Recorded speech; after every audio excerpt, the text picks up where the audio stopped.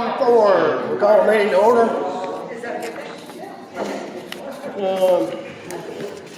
We'll make sure who all we got. We got our legal professional here, Mr. Hines, Jerry Scally, Tom Leahy, Janet Wonton, Carol Wassenberger, Ms. Phillips, is that right?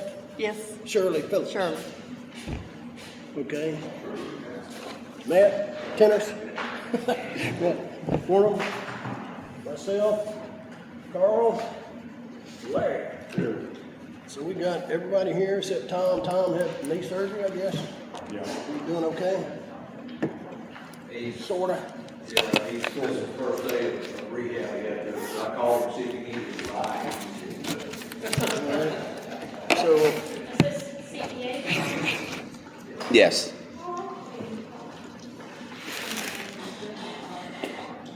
Anyone? Yeah, I knew it's on.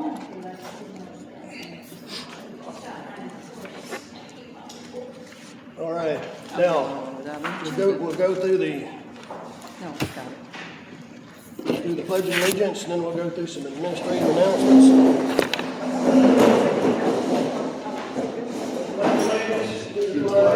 Of the United States of America, and to the republic for which it stands, one nation, under God, indivisible, with liberty and justice for all. Thank you.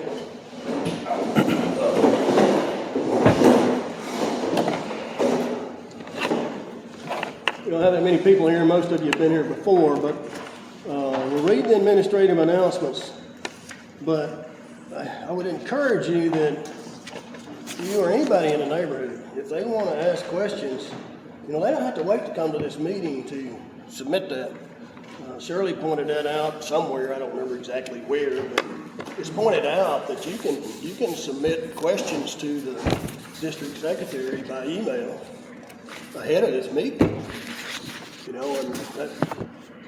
that would cut out maybe some of the complaints against me that says Alvin don't give me time to talk about anything until the end of the meeting. So we're going to be into discussions about things going forward over the next several months about pretty serious stuff that affects budgets, that affects engineers, and what we're going to do, and that sort of thing. And so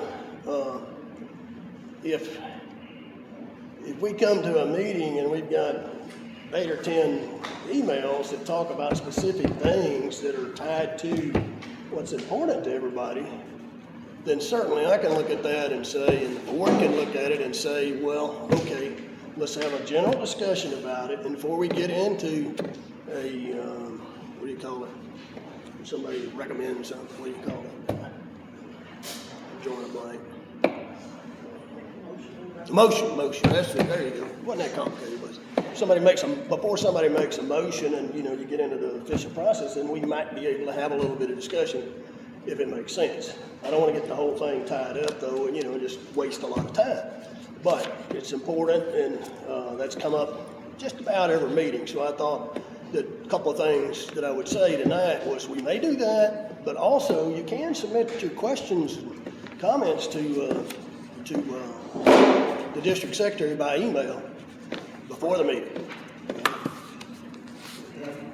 Would it make sense to just add a link to our website that would make it easier for people to click on that and send it?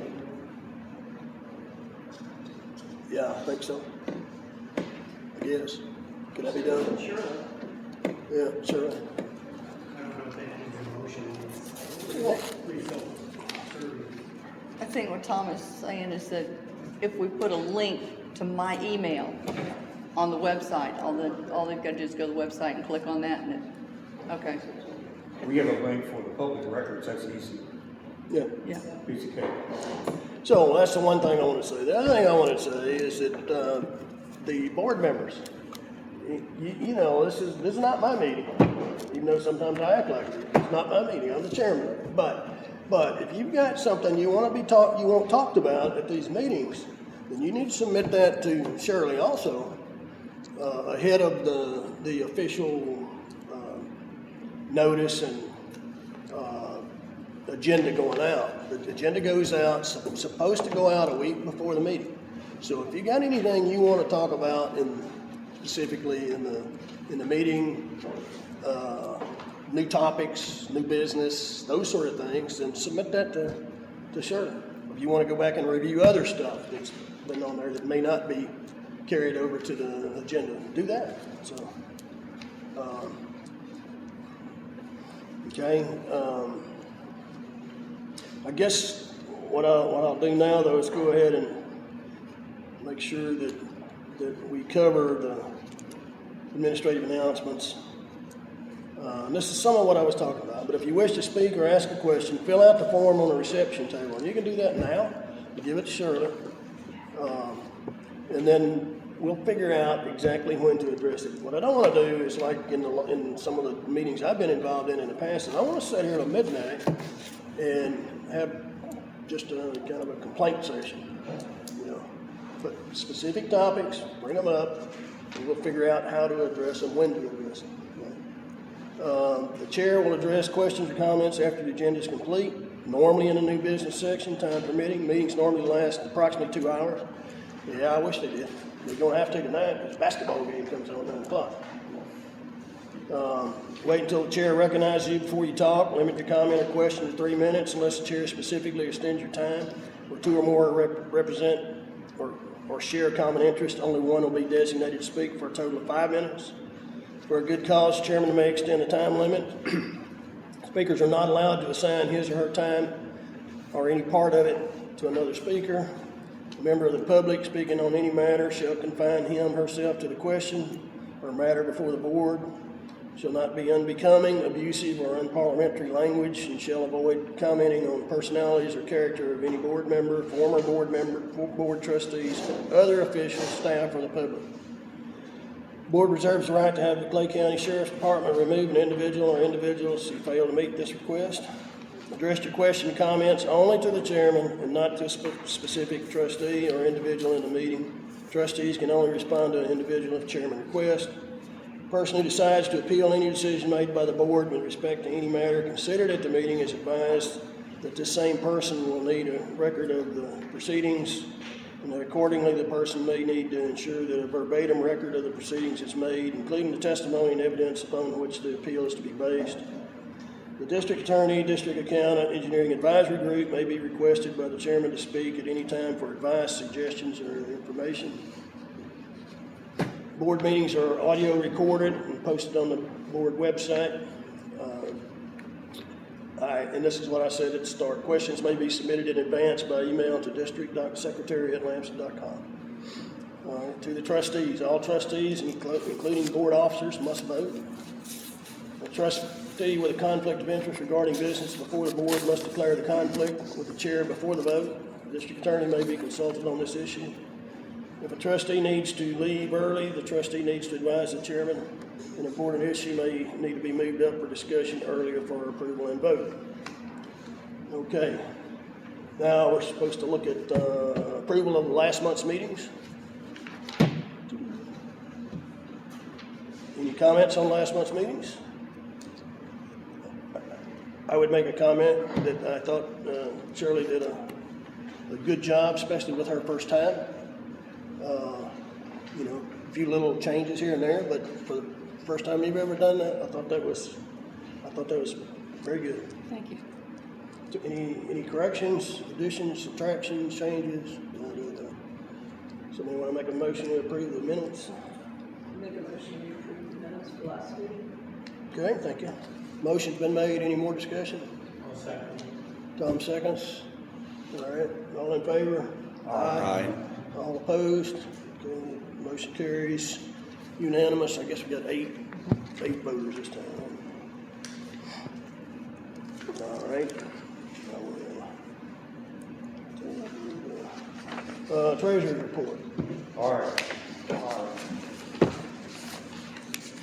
Our balance, our checking account balance as of March 31st is $4,340.16. I transferred $10,000 from the money market to checking. We had $11,235.05 in checks. And after checks were issued, the current general checking account balance, $3,105.11. Money market, a balance as of March 1st of $642,381.53.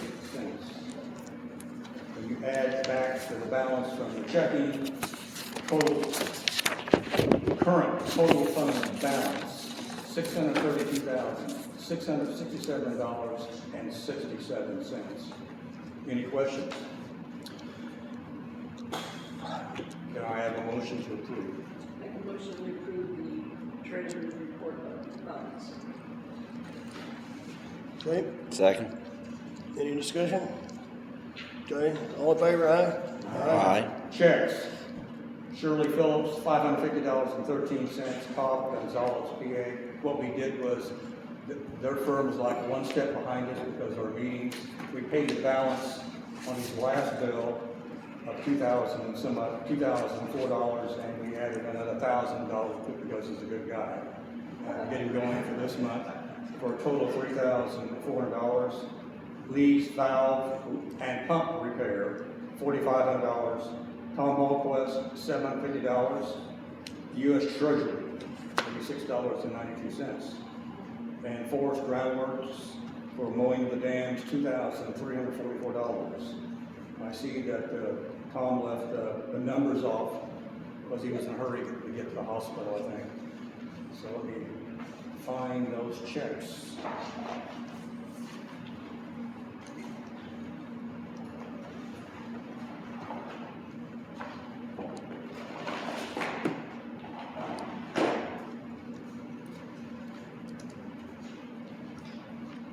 Sequences now, let's see here. I might have messed them up for you. No, you're okay. I got it backwards, but that's fine. That's no big deal. We go this way. We can't even go that way. I'm just gonna read the numbers off. Time I figure out which numbers. 3759, 3754, 3755, 3756, 3757 and 3758. There was no bingo on that. So we need those checks approved. I make a motion to approve check number 3754 through 3759. Okay, motion been made, Second. seconded. All in favor? Aye. Any opposed? Okay, I'm going to, I gave you all a copy of the pre-budget. Generally in the past, we started around, past board started in May. I started in April when I became treasurer. This time I started early because of the issues we're facing, and we need a better feel where our money is and how we're gonna plan for it. First I'm going to talk about the annual audit. The board approved that Hans, our attorney, Tom Hallquist, our accountant, Mike Kelter, the past district engineer and current advisory group member, and the treasurer, to participate in a conference call at Majors and Associates. And the chairman was allowed to listen on the phone, but could not participate because of sunshine. And he did not participate. But the issue was from the auditor, we did not properly clarify, and just hang on to your seats, Andre laughing, the modified approach for infrastructure assets as defined in GASBIT, better known as the General Account Standards Board 34. Now, briefly, that relates to maintaining your assets at a current at the level that the dams were designed. The previous engineer comments did not meet her criteria. So we met on the phone, and Mike Kelter quickly had organized, and he laid out how to modify Chipotle Engineering statement in the past. Matter of fact, I shouldn't really go into too much to go into. There were 4 points they used, and 2 of the 4 points were the same points with different answers. Boiled down to, after Mike explained, laid out, he clarified it, the auditor said, fine, we cheered, we did it in about 15 minutes. Tom, Mike, and myself then met at Tom's office on Saturday at noon, and we refined the statement, and then Tom released it to the auditor that Saturday afternoon. I waited for the auditor, and I talked to her yesterday, actually Friday. I got about a number of emails from her clarifying some other issues. And she said that she could not make this meeting for the audit, but she would be ready for May. But we have a couple other issues that keep popping up. I told you before, I'm going to talk real fast because I have to get to the budget, is that when an auditor does an audit of a government entity, the checklist is phenomenal and is modified every year. Tom Hallquist tried to describe that a couple meetings ago. And we're treated the same as the city of Green Cove Springs or the county of Clay. So she has to go through and just check everything off. We started off with the government auditor in her office in California doing it remote. That didn't work for whatever reason within their firm. The manager then is completing the audit. And previous years, the attorney has to do, which I sent to Hans, is a fraud statement by the attorney. That's been around for a while. And then a fraud statement by the chairman. Well, this year, there's a new modification. I have to complete a fraud statement in addition to the chairman. And Tom Hallquist has to complete a fraud statement. And Hans, I'm going to put together something and you can look at it. I've asked, can Tom, Alton, and I combine ours? I'm waiting for that answer. I don't know what she's going to say. And I asked her if next year if the entire board has to sign a fraud statement. She didn't answer me. So that is the only thing that's it's not holding the audit. She's completing the audit. She'll have it done by the next meeting. Any questions about the audit and what we did? And please don't ask me about the modified approach with infrastructure assets. Okay, next thing, the budget. I started early this year, and I want to remind the board that the draft budget is due to be approved at the June meeting, to be posted on our website. In July, we finalize the budget. It then goes to the county. They have never disapproved our budget, etc. Hans, are you aware there were 4 resolutions at the July meeting? I'll get them to you. Yeah, I know Shirley would have trouble finding them, maybe, I don't know, but I'll make sure we'll get them to you. One has to do the resolution of the budget. One has to do the resolution on that we're not charging the ad valorem tax, the 1 mil, and I forgot what the other 2 stand for right now. Immaterial. The long story is, I also, in my report, which will be on the website, is our budget is then attached to the county budget. And I gave the website where you can go on and check out the 375 pages of the Clay County budget, and you'll find our budget, the last 4 pages of their budget. And there's another, it was a district, I can't remember. I'm not going to worry about it. Now we're going to do a quick discussion. I laid out the budget for the 2022-2023 fiscal period. And I'm going to go through it real quick. I don't know if you brought your paperwork or not. I'm going to rattle through it. If you have questions and comments, please give them to me. If you've not written them down, please email them to the secretary, and she can email them to me. Do you have an extra copy? I didn't bring anything. I told everybody I didn't have time to make copies. Do you have I am going to take it from the top real quick. If you have a question now, we can talk about it briefly, but we need to get into the future discussion of the request for qualifications of the engineer, which will affect this budget. So let me get my notes here. And look down, I should know by heart anyway. That's not the budget. I got my budget right here. A, the amount, A is the first figure up there is determined by the amount of revenue, amount of expenses we may have this year. That's another assumption we'll have to make. We may know some expenditures that Tim may recommend, but we have to make that assumption. B, it says there's discounts. Discounts. I included a copy of our receipts, deposits, which shows you when the county sends us, the county collects our assessment and sends it directly to the bank. We never see it. They show a gross, they call it tax, even though it's an assessment. They deduct discounts and penalties. And I gave you a sample of one, which was our largest one. Our largest, we'll go on that in a second.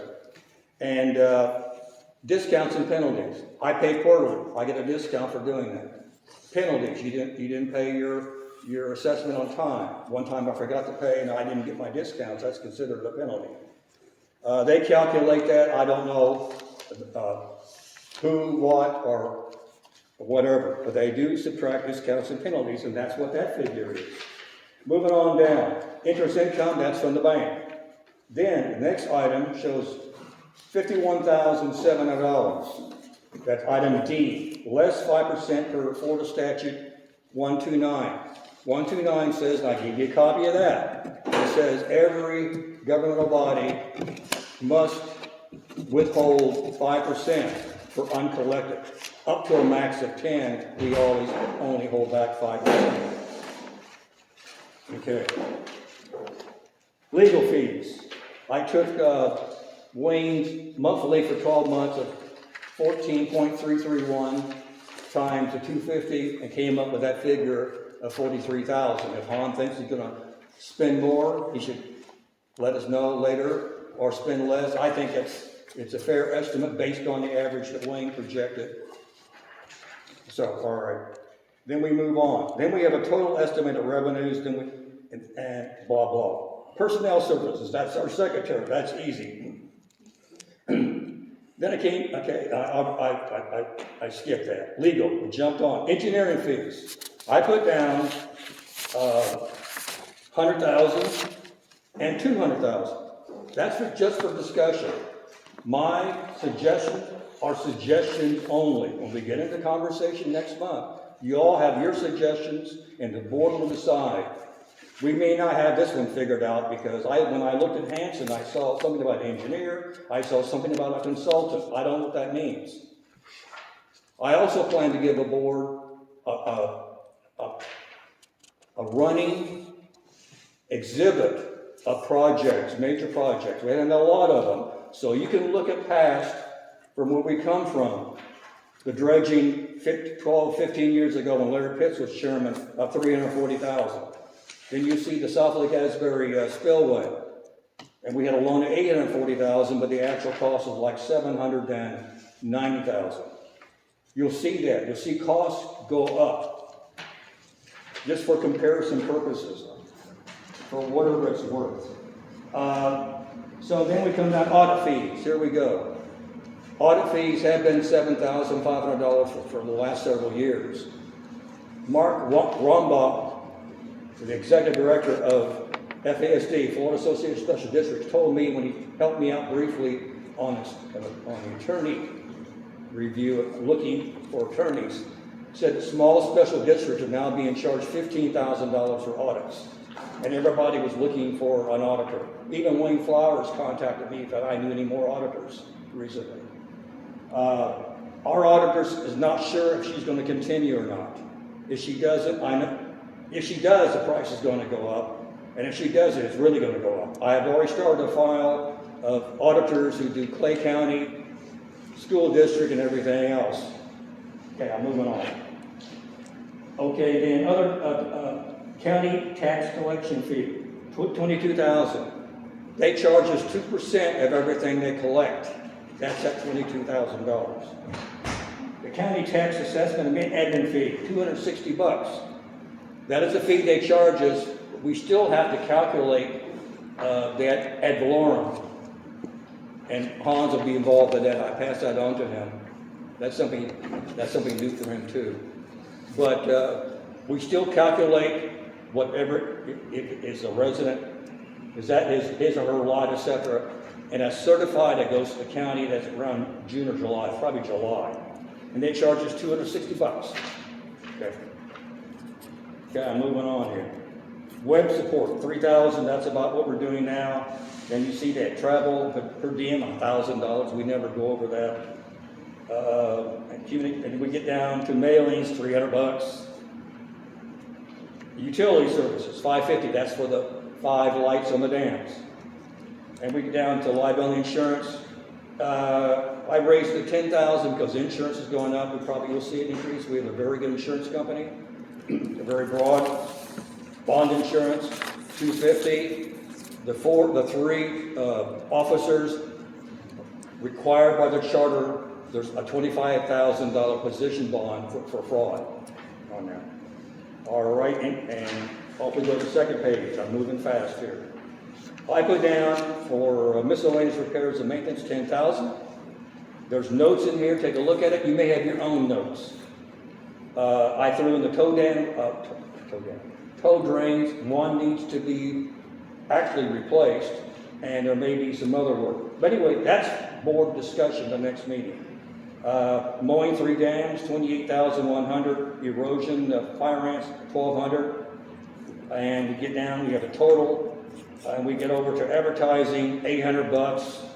Okay, that's normal, et cetera, et cetera. Everything there, we get down subscriptions. I also included for discussion dues for rejoin the Florida Association of Special Districts. I gave you documentation. That's a board decision. If you don't, the board doesn't want to, but they helped us a great deal in the past. We move on, and we get down to all right, capital outlay. These are the things we'll discuss more. I'm not going to go into now. Tree removal. I put down tree removal because that's something that's been on Tracy Wood's list, and we have the money for it, but that's a board decision. You may take it out, you may do something else. We have a problem with security on South Lake in particular. The carts, buggies are driving back and forth. I think Larry's had experience, Kenny's had experience. Our infrastructure, as you get towards the toe, is not far below the surface. We need it. I put in for fencing and gates on South Lake and Lake Ryan because the lot to the east is now clear. That's all wide open. I put that down. The board may disagree. That's okay. Hazelwood Hole. I put down Hazelwood Hole for a reason. Every time in the past, residents come in and say, when are you going to start dredging? The answer always was, when we get some money. Well, we got some money now. And I'm asking the board to consider.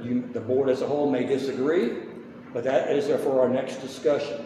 So I put the Hazelwood Hole down, and that may only cover initially getting the permitting and design, but again, it's a board decision. Then we move on.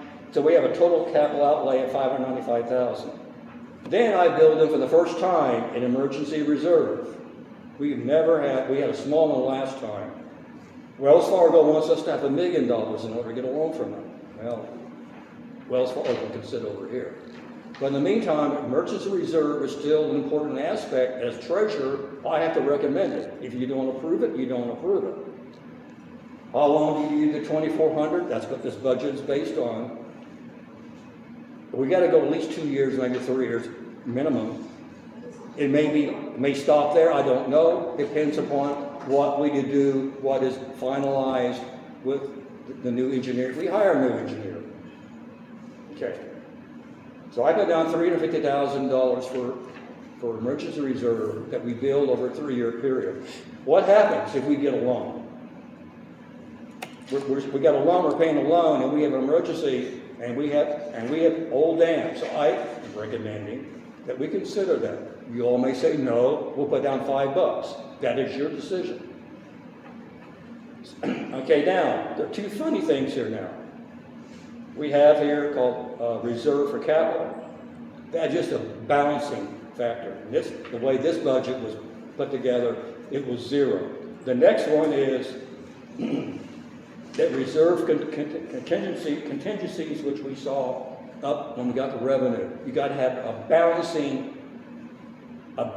off that, and at 5%, and that comes in at $13,400.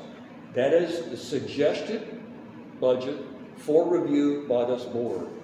I'm not dictating, I'm suggesting. I threw out the ideas, and within the next meeting, we began earnestly after our conversation tonight, as we began to look at, are we hiring an engineer, winter, etc. Any questions? Yes, Matt. Yeah, you've got 10,000 for the tow drain repair at South Lake Asbury. Is that your personal swag? That's Is my that personal pull it out of the air from the Okay. fantastic experience I have in putting tow drains. Okay, Which fair is enough. zero. I do know the tow drain, number one, will cost more than $5,000, my gut feel. Ish. You know how far you're gonna have to go back. I do. The board will debate that and discuss that and decide what you want to do. Okay, I'm finished. If you have questions, comments, send them to the secretary. I will be happy to pass them along.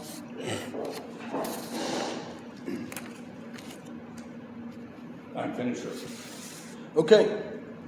Any questions, comments? You want to be made right now, or wait till next meeting? Next meeting? Okay. I asked Carl for clarification, and I kind of got him excited about throwing his checks out of order. But this board and this business that we run here is a non-for-profit basis. And so what that means is if you got $1,481,300 coming in like you see on the first page, and you see down at the bottom, total appropriated expenditures and ending balance, those two numbers balance, and that's a not-for-profit requirement. That's a good point, I forgot. Yeah, I thought it was, but I wasn't sure. No, so I'm glad you I did asked that. we have to have a balanced budget. But if you're going to increase this $350,000 emergency reserve up to $1 million at some point in time, then that will be incorporated in that 1 million. At that time, at that time. You'll have more ending balance. We'll talk about just my comments, just a quick one. We don't know yet what engineering fees are gonna be, but the way I kind of looked at it, I said, well, we've got $380,000 on infrastructure improvements that aren't really defined as what that means. It's gonna be a list of things, I'm sure. We've got the trees, but the trees, I'm assuming that's gonna require some engineering and/or some other analysis before you can just go take a chainsaw and start cutting trees down. Is that right, Mike? I thought so. So, and you mentioned Hazelwood Hole.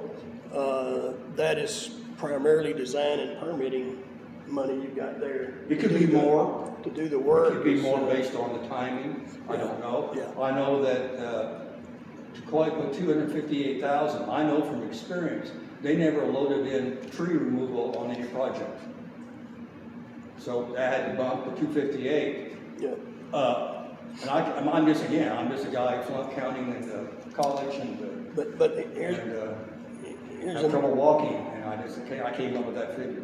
procedurally, two questions. Yes. If we're gonna finalize the budget at some point in time, and then let's say that, golly, we keep these engineering numbers, even though I think the engineering numbers are low. But if we keep the engineering numbers and then we decide, now we've negotiated and we've got a price and now we know what it's gonna be, then can we steal money, so to speak, from another line? We can change the budget. Move them around? We can change the budget. As long as you stay within the total? somewhat? Yeah, I mean, you have to if you only have so much Okay. revenue. All right. But you can change the budget. If I got the figure, then it goes to the county, get a copy, Right. blah, blah, blah. And then the other question, I think I know the answer to this too, but I just wanted to clarify, is all of these line item things that you talked about, and I appreciate you doing that, they still have to be approved on an individual basis by the board That's before, correct. before they go forward, right? The board sits down, approves each item, improves the budget. So we'll come up with a total budget, some of it will be educated guesses, some of it will be more than educated guesses, and then we go from there. That's correct. We do the best we can, we're not gonna have, okay, that's all that I had about the budget. I did think that your comment about the Florida Association of Special Districts is positive. I'm glad you put that in there because when you read some of the stuff that we'll be talking about in a little bit, we're not gonna become experts on dams and dam maintenance and all that kind of stuff, but we need to know more about it than I need to know more about it than what I know, for sure. So One that's, additional comment. When I was chairman a long time ago, years ago, we went after to increase the $100 to $600. General counsels are still the general counsel, Terry Lewis and Lewis Longman and Walker, for almost 40 years, sat on the phone with myself and Bob Rumble, the secretary, advising us on how to approach that local bill. We were extremely successful because of his advice, and he followed that with us. He didn't need to, we weren't even a member at that time. And that's how we hired Wayne, because he told me to hire Wayne. okay. All right, any other comments or questions? I do have one question. Is this budget gonna be on our website? How can? This will be attached to my treasurer's report. Okay, so that will be on the website. Yes. So that means that our people in the audience can also go in and take a look. They can look at it and read every little note I put in there. You have at least three pre's on the preliminary. But, I mean, it gives them something. We'll explain that. I'll put a note on that. This is a pre, and then becomes a draft, and, okay. Okay. All right, so now we're done with that. District accountant, wish him luck. District attorney, Thank you, Chairman. Well, I see there's two things under me, sunshine law and then the board bid procedure. I think there's one more thing that pleases you, you might want to talk about, which is, I did a little research into the easement access on Lake Asbury Dam. But regarding the sunshine law, I presume that's talking about the tutorial I put together for the board. You print up the sunshine laws as they are in the Florida statutes, and they'll probably come up to this table. I'll try my best to condense them because what we have, the majority of the board is new since September or so, may not be familiar with the sunshine laws, and so I was tasked with providing a concise, straight to the point tutorial on what's required, and I tried my best to do that. Hopefully you all agree and like it. I really didn't get any more condensed than this. Is there any questions? Is this what you all were looking for? yeah, I thought it was good. I don't remember specifically the statement that I really liked. It was something along the lines of, you better watch what you talk about, but it didn't say you can't talk to other board members. You know, it said something about information gathering or sharing and stuff like that. It's okay, but as long as it doesn't lead to voting and that kind of stuff. Well, here's how the statute defines, here's how the sunshine laws define a meeting. Is when two or more board members are together discussing an issue that could become before the board. So it doesn't mean you all can't get together and you know, have socially. It's just if there's 2 or more, it doesn't have to be a quorum. I mean, a quorum of a 9-person board would be 5. It doesn't even have to be that. It's just the 2 of you are together discussing board business. Which is why Carl mentioned that we had that call with the CPA, and the chairman listened but didn't speak, because when you start, the statute uses the word discussion. So you start discussing, all of a sudden now it's considered a meeting. So if you're listening and not discussing, then that seems to be okay. Yes, ma'am. As case law clarified what it means could come before the board, does that mean discussion? Does that mean a vote? It would come, well, to your point, it would cover both those things. So come before the board is very broad and kind of ambiguous and open-ended, and it could mean come before the board as a topic for discussion, or come before the board for a vote. It could. Okay, but it doesn't necessarily have to be a vote. It could be something that we reasonably could expect that we have a discussion about at a board meeting. Right, just to consider. Okay, thank you. I know you sent me, Matt was nice enough to send me a heads up on a question you were to ask, but do you want to, about getting together for inspections? I'll mention that a little later in the agenda. Yep, yep. No problem. Didn't want to skip over that. We wanted to discuss that now. All right. Well, that's the tutorial on the sunshine law. If any questions on that, feel free to ask me. If not, I can talk about the bid procedure document. Is that good? All right. Okay. So. I guess the reason why I use this kind of language is because I'm new, as most of you all, I just started in January. So I guess there hadn't been a formal bid policy, or if there was, maybe there was. Okay. So I was asked to put one together. Now, Clay County already had one, so we didn't really need to reinvent the wheel on that.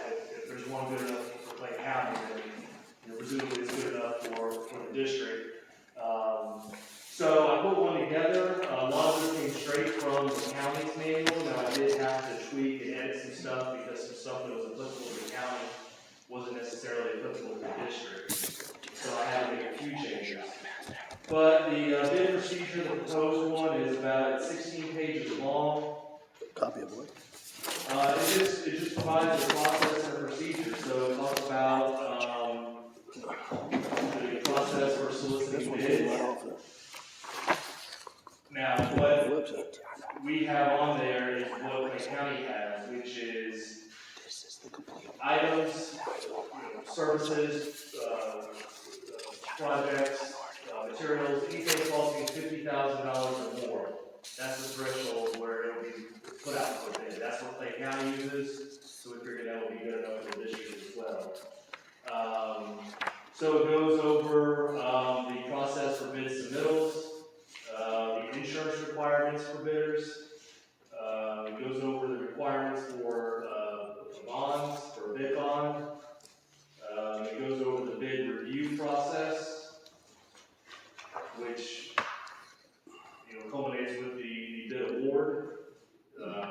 And then, a good portion of this actually is the bid protest procedures, because in the event you do have a bid protest, hopefully you don't, but if you do, you gotta have procedures that outline how you're gonna rectify that. And so, probably half of this is just going over the bid protest procedures, and this is straight from the Clay County document as well, for the most part. There had to be a few tweaks in there. This doesn't even have me talking about the RFQ, does it? Now, the way this is drafted, the bid process and procedure would apply for contract renewals as well.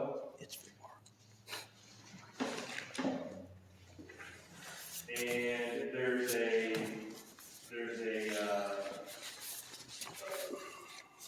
a preference for local businesses. So if you're a local business, there's a preference built in. It doesn't mean you're going to get it. It just means if you're within the area of the lowest bid, then that would be something to push you over the top. There's a Buy American preference. And then there's exemptions to the bid policy for emergency situations. So there's God forbid there's an emergency situation, but if there is, and you can't go through the formal, bid process, that could take weeks or months, then there's an emergency, caveat to that, and then also an exception for if there's a single source. So if you need a certain widget, and there's only one company that makes that widget, well, then that's, who you're stuck with. So, I provided this to you all, I think at the beginning of the month. You can give me feedback, you can make suggestions, and send me an email. If you're happy with this, and that's great. Like I said, for the most part, this is what Clay County uses. I just had to tweak it for specific language for the district, such as, obviously we had to use, instead of county terminology, we had to use district terminology, things like that. But for the most part, this is what the county uses. I think it's good that we never had one before, and it was always verbal, what level do we need to go out to bid? And the last time it was 35,000, held at 35,000 for a while, but we had no procedure. We also had a bid some time ago, which I will not get into, it got very messy. And this would have helped a great deal to clarify some issues. And I think we need. Yeah, the one comment I would make is, we're dealing with the RFQ process right now. And that's a state law that we're dealing with now, the way I understand it. It's a state law for professional engineers. Okay, so that, what I'm saying is just based on how we started this process and started moving, and we had Wayne Flowers at that time was the advisor on that. Matter of fact, he said he was kind of chastising some of us for not, kind of drifting away from some of the things that he felt very strongly about. And that was one of them. The request for qualifications was, we might have had, rumor has it that there might have been people going out and doing some things that really didn't follow with the process for the request for qualification. So that's the only thing I would say is, if we think you should probably, you've seen our request for qualification. You've seen the feedback from the qualifications, or the bid from it, I guess what you call it. So I don't think that there's anything, my question is, are we doing anything wrong that you know of on this RFQ process? I don't think we are, based on, I had conversation with Wayne too, before we got started down this road, and I know Walt did on the advisory committee, and I know Mike did too, so there was a good bit of discussion about that before we got started down there. Yet that procedure manual you're talking about doesn't really say that, it doesn't really address what we're doing, I don't think.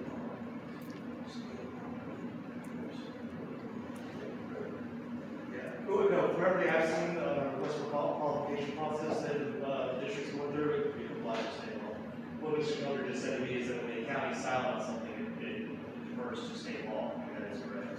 So. I mean, do what now? If the county is silent on something, then it refers to state law. Now, obviously, the county can't conflict with state law, but the county can maybe have some more specific criteria that would still fall under state law. It's just specific for the county. I mean, that would be fine. You just can't conflict with it. But to Mr. Keller's point, if the county is silent on it, you just look at state law for it. So, from everything I've seen, the request for qualifications that the district's going through right now applies.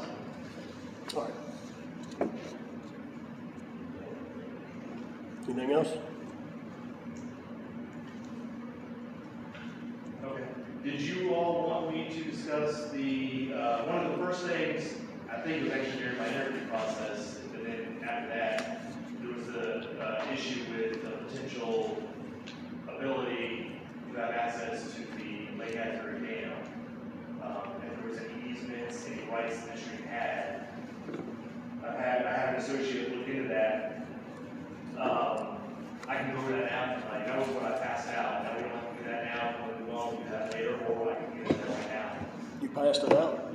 Yeah, I think it's, Yeah, and it's in, it has some highlights on the top. it's, Oh, okay, I wondered what this was. Yeah. I was also gonna mention it on my part, so we can wait till Oh, then you and want- do it now.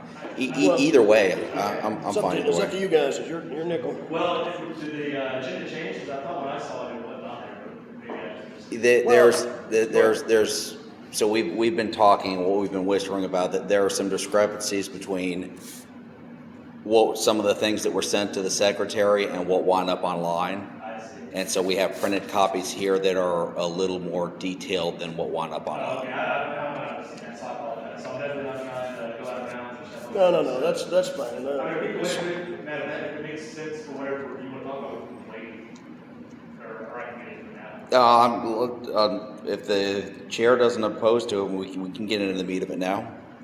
How long it take? Because the new agenda has nothing about RFQs on it.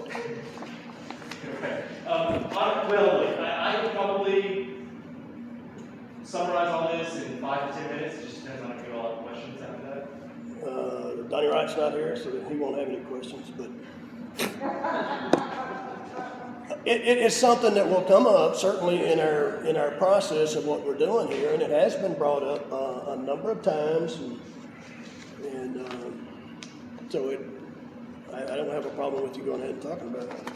So let me preface this this came about because I'm concerned that we don't have an easement on the north side of the dam.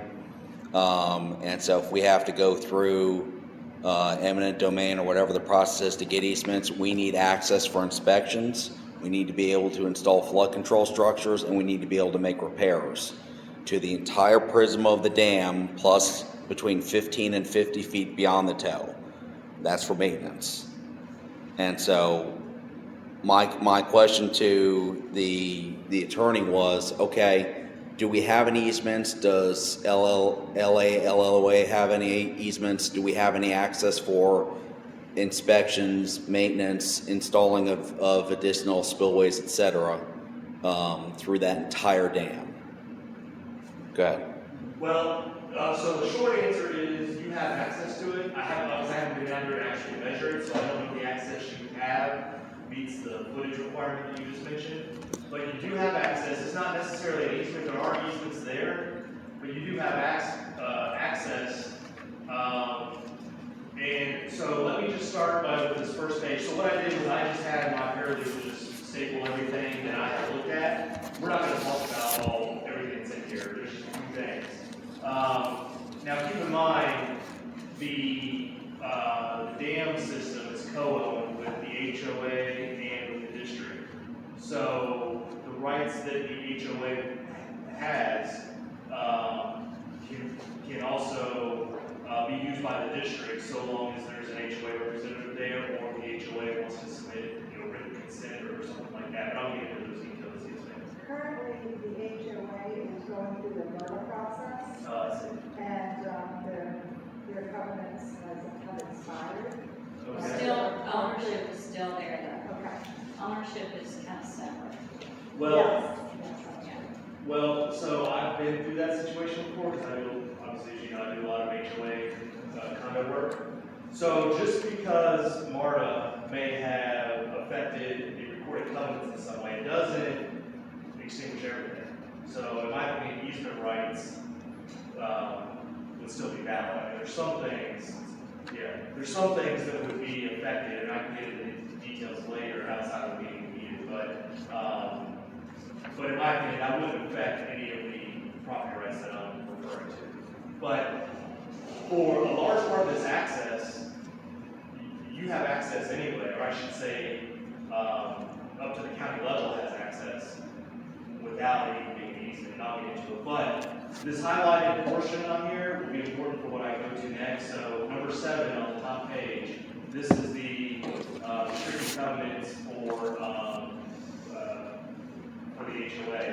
Number 7 says, an easement and right-of-way 10 feet wide along one side line of each lot is reserved along the sideline connecting each odd number lot and the next larger even number lot for utilities and drainage. So that's a whole lawyered up way of just saying you have a 10-foot easement on the side of the property line for utilities and drainage, which in my opinion would obviously cover the dam.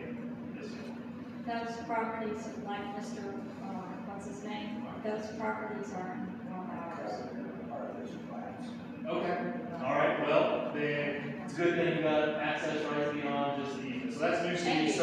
So when you look at this. We got something beyond that? Yeah. So when you look at this, it's a meets and bounds, and so there's really no way to be sitting in my office knowing what the meets and bounds property description covers and doesn't cover. So if you're saying those 4 lots are not part of the HOA? No, They're not. nope. Okay, well, I don't really matter.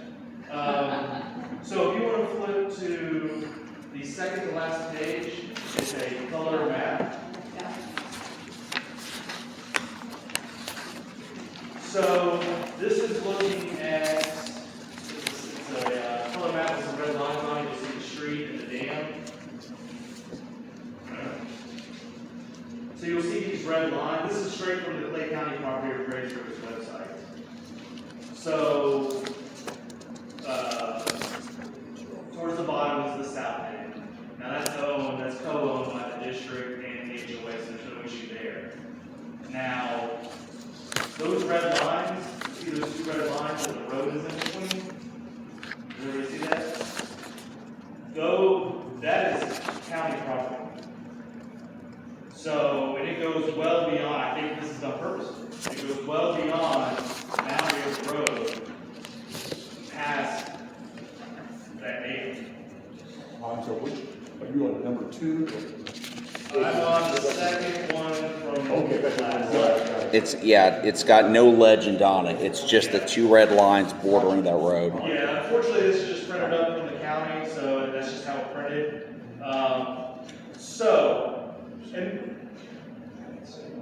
And so this is actually common. I see this a lot.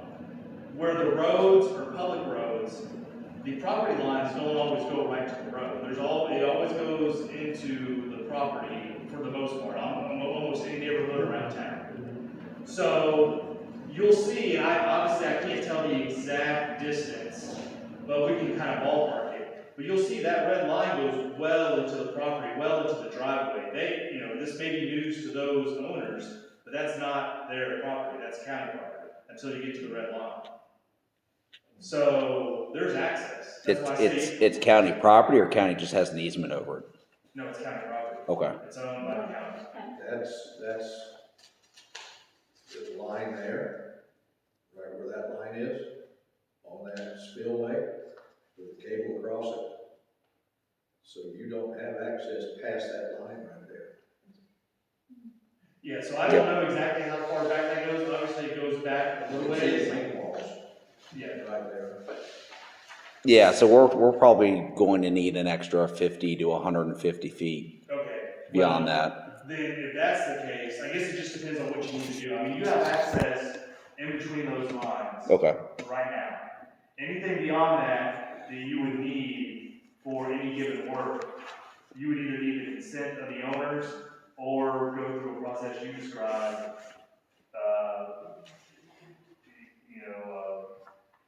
enforcing state powers in a domain to get access for necessary work. Obviously, that goes through due process and would come with some type of compensation.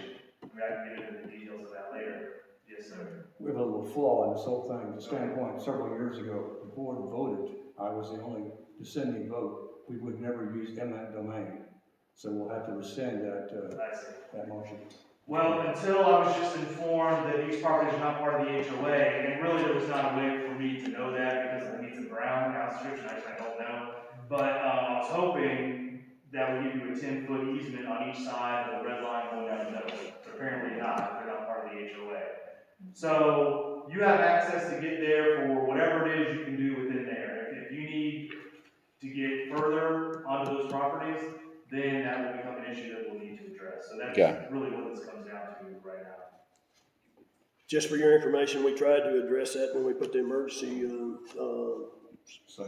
siphon system in there, and we kind of messed up.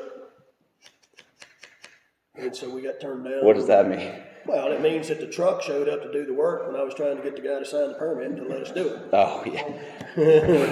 And he says, "What's that? What are you doing?" I picked up a thumb drive from Carl, and on that thumb drive, there is a signed agreement with Donnie Wright. I forget the exact dates. It appeared to let us do whatever we need to do. He kind of forgot that. So, obviously, somebody should look at that, but Well, there's. it seemed fairly cooperative. It wasn't witnessed though. If you talk with Donnie, and you know him, Yeah, I know him, he used to work for me. If you talk with him, he will tell you why he's not real trusting of this organization. And if some of what he says is true, or if half of what he says is true, but then you would have a problem. I would just propose that the lawyer look at that document and comment on its Yeah. perpetuity. Yeah, I can tell you, he would not go for the one that, on that stipend system at all.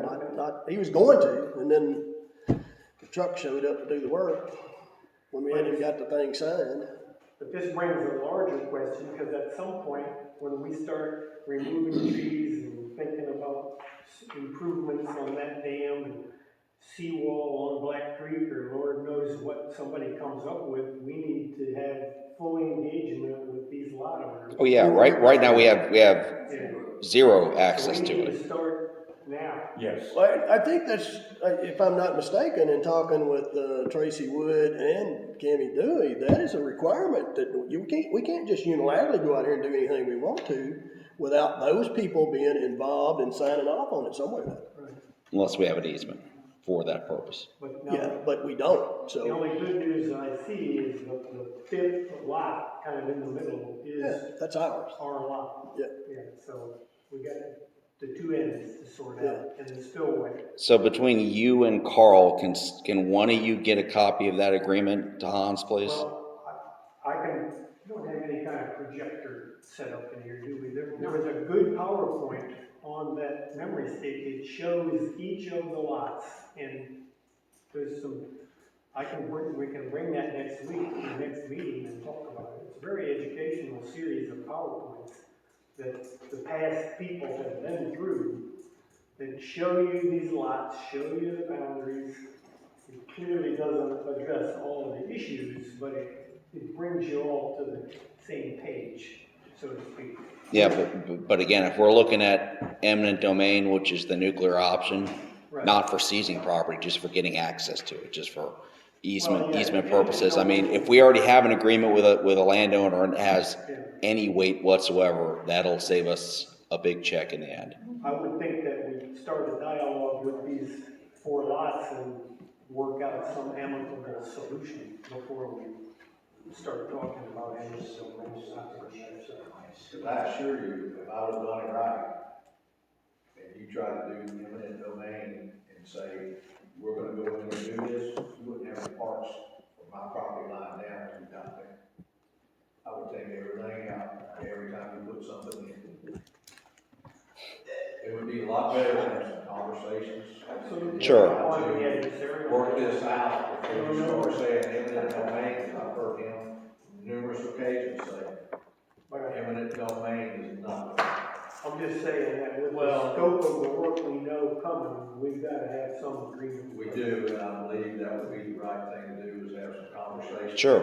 And talk this through with all the 4 owners, and try to get permission to do whatever we do. Yeah, I don't think we're far enough along to do that yet, though. I No. think that we've got the whole engineering, request for engineering and all of that, request for qualification. Those people will have a lot that they can do. Donnie don't want his house washed away with his wife and him in bed. Nobody else does either, so if it's approached right, and you say, we're gonna do something, I mean, in a simple way, if you look at, there's been complaints about trees on, not Donnie's property necessarily, maybe his, but the guy next to him, I can't remember his name. Wade, yeah. There's been comments about trees on his property and all that, and yet right next to his property is ours, and look at all the trees we got on that. So that's kind of like the pot calling the kettle black, isn't it? You know? So we need to watch how we approach it. That's what's happened with Donnie, is we made him mad. We made him mad. Happy to volunteer to go talk to these people whenever the time comes.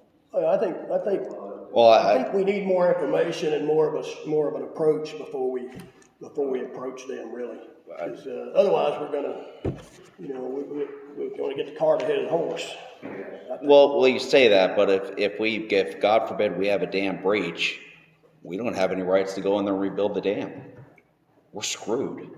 Well, you can get, well, so let me. No, you got, Let me try to. Finish up your point. I know you got something coming here. Yeah. Oh, I read your thing. which part? Which? You have some access rights. Yeah. Well, let me just alleviate some concerns. I mean, in the emergency situation you just described, Vice Chairman, I mean, we go down to court and emergency work like that. I mean, Okay. these property owners may not like it, but this gets resolved either two ways. It gets resolved either voluntarily, as Mr. Lay said, I mean, look, we're all neighbors, let's just try to be nice and cordial about it and talk to them and say, look, it makes sense, if you let us get down there and do this work. If they're going to object to anything you all want to do, you all will get access. Okay, you will get access. It just depends on, okay, you gotta go to court, you get a court order, and you have to pay them, you get an appraisal. Now, it's a little more difficult when like a gas pipeline's going down the state, and they're actually taking the property. Like, this is our property now, okay? But what you all need is an easement. You're not trying to take their property, you're just trying to gain a property right on their property. It's still gonna be their property, you're just getting an easement. It still kind of follows the same process, but there's two different types of takings, I guess, or eminent domain. One is, hey, we need this for whatever, we'll pay you, you don't have a choice, we'll get a court order if we need to, we're paying you the appraised value, and now the property's ours. Or, what we're talking about now is you're just trying to get access to their property for doing the work. Now, if they force your hand to go through the court, you're still going to get that access. I mean, no judge is going to say you can't get in there to do the necessary work to maintain this area. So you'll get it. It just depends on, obviously, the best way is hopefully everybody will just agree on friendly terms to get it done. I mean, it can even be done informally. I mean, if he were to agree to an easement, we could draft it up, he could sign it, it gets recorded, now you got an easement for life. that's what we tried to do on the siphon system installation, was a temporary easement.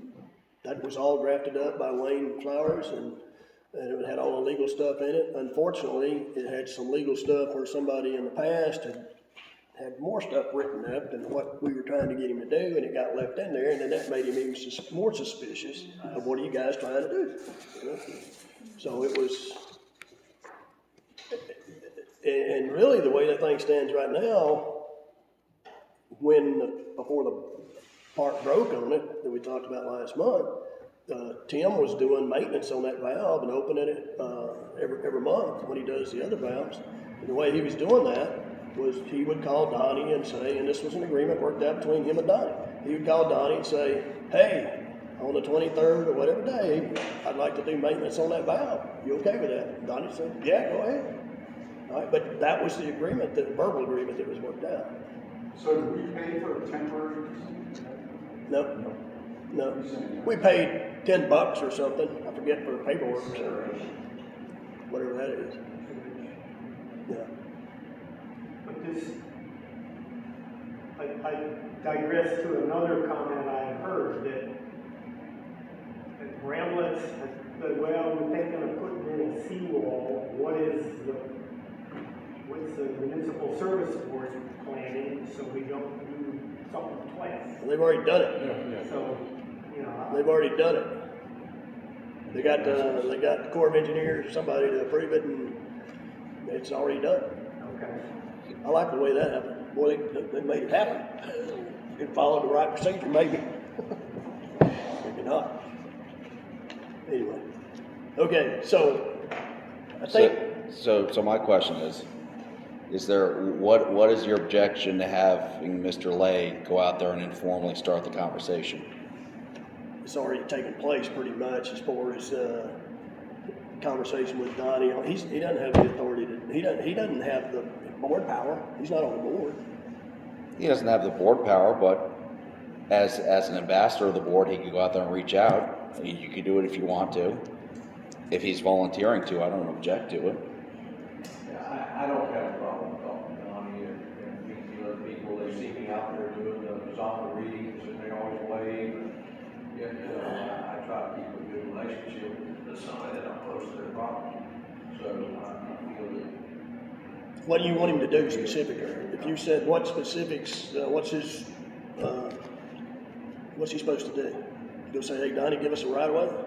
Essentially, is that what you're asking? My name's Mr. Lee. I'm out here on behalf of the board. We're looking for access to the properties on the north side of the dam for inspection and maintenance. We're going to be doing some repairs. We're going to be doing some things of this nature.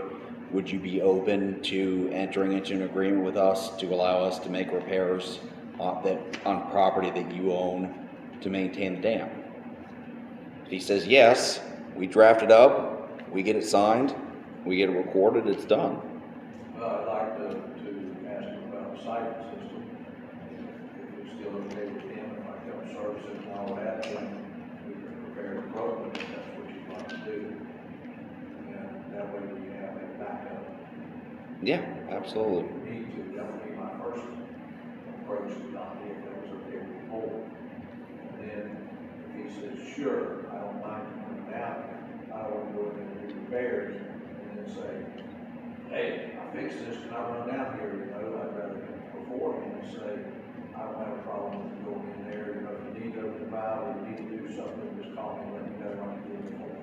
That's all I would like to start with, and then that'll break the ground on, if we need to go in and do an inspection on that spillway, maybe you'll let us do that. And we can move on with the other property owners and trees, and whatever else we need. Whatever y'all say, hey, let's see if we can't do this, and at that time, that's okay. So what does the rest of the board think? I think it's a smart approach. It's very kind, very gentle, and hopefully we can avoid the nuclear option. Yeah, so we could be explaining to him. Hey, on the nuclear option, before I forget it, that means eminent domain, basically, right? Now, Yes. Now, we ain't got no money, okay? We don't have any money unless you're gonna collect the $2,400 forever and ever to buy their property.